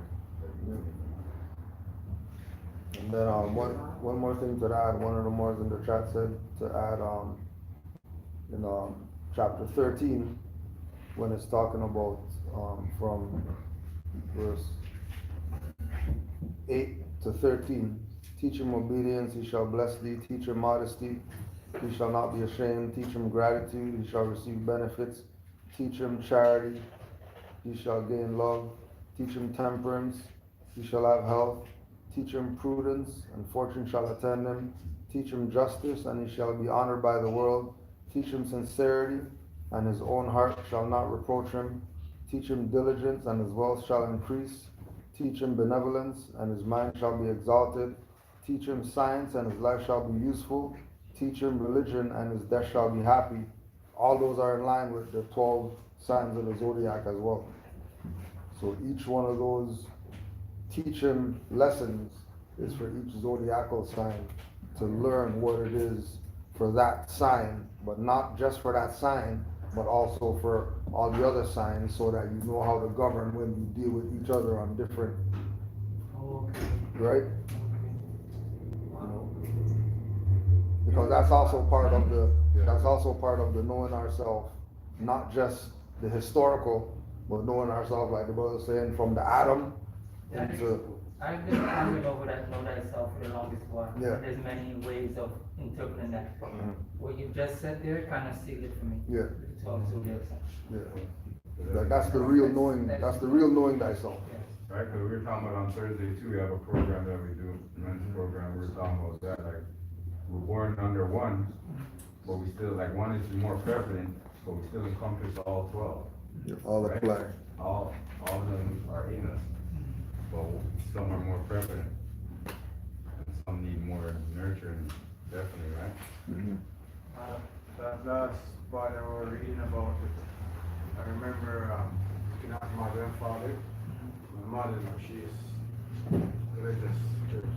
So she always make me read this part in Proverbs, where he said, listen to, O son, discipline of your father. Tie them upon your choke, that they will always be with you. So it goes back to where you know when he was reading the Quran, it's the same thing in the Bible. And it's the same thing it's saying here right now. And I remember that. So it's not because she's the mother, she's telling me, listen to the discipline of your father and tie them upon your choke. That wherever you be, will be with you also. Islam. Lord, just give you We're just gonna close up, but Omar's one So announcement. next week, we're gonna be having our, it should have been a winter solstice walk, but we're gonna tie it in with the Norwegian Early Day walk. And we'll be starting from the Royal York Hotel, and we're going up to the Eaton Center. It'll be in the path underground. If anyone knows it, we have a path system in Toronto that runs underground for all you Moors who like the warmth. It'll be inside in the warmth. All right, so 11:30. 11:30 at the Royal York Hotel. 11:30 at the Royal York Hotel for the Noble Jubilee Day walk. It'll be inside, and it'll end at a spot Yasu knows about it too, which is indicative of sort of the masonry that runs everything. And next summer I may be doing another walk that shows that this city knows exactly what's going on. It's codified. Right? So next week, next Sunday, no class here. It will be at the Royal York Hotel, 11:30. In the lobby. Islam, let's just close out more. Yeah. One on the left, two on the right. Left to the left, to the right. Allah, the Father of the universe. Allah, Father of the universe. Father of love. Mother of love. Truth. Truth. Peace. Freedom. And justice. Allah is my protector. Allah is my protector. My guide. And my salvation. By night. And by day. To his holy prophet. Noble Ali. Islam. And then one other announcement too, we'll be having a town hall meeting on probably Islam February wars. Give thanks. 1st. Thanks to all. The 9th or the week after. So we'll give you, These moors had the mothers mad in the chat. Get them, mothers, get them. Islam wars. Directions and you want to see this, that's where you would present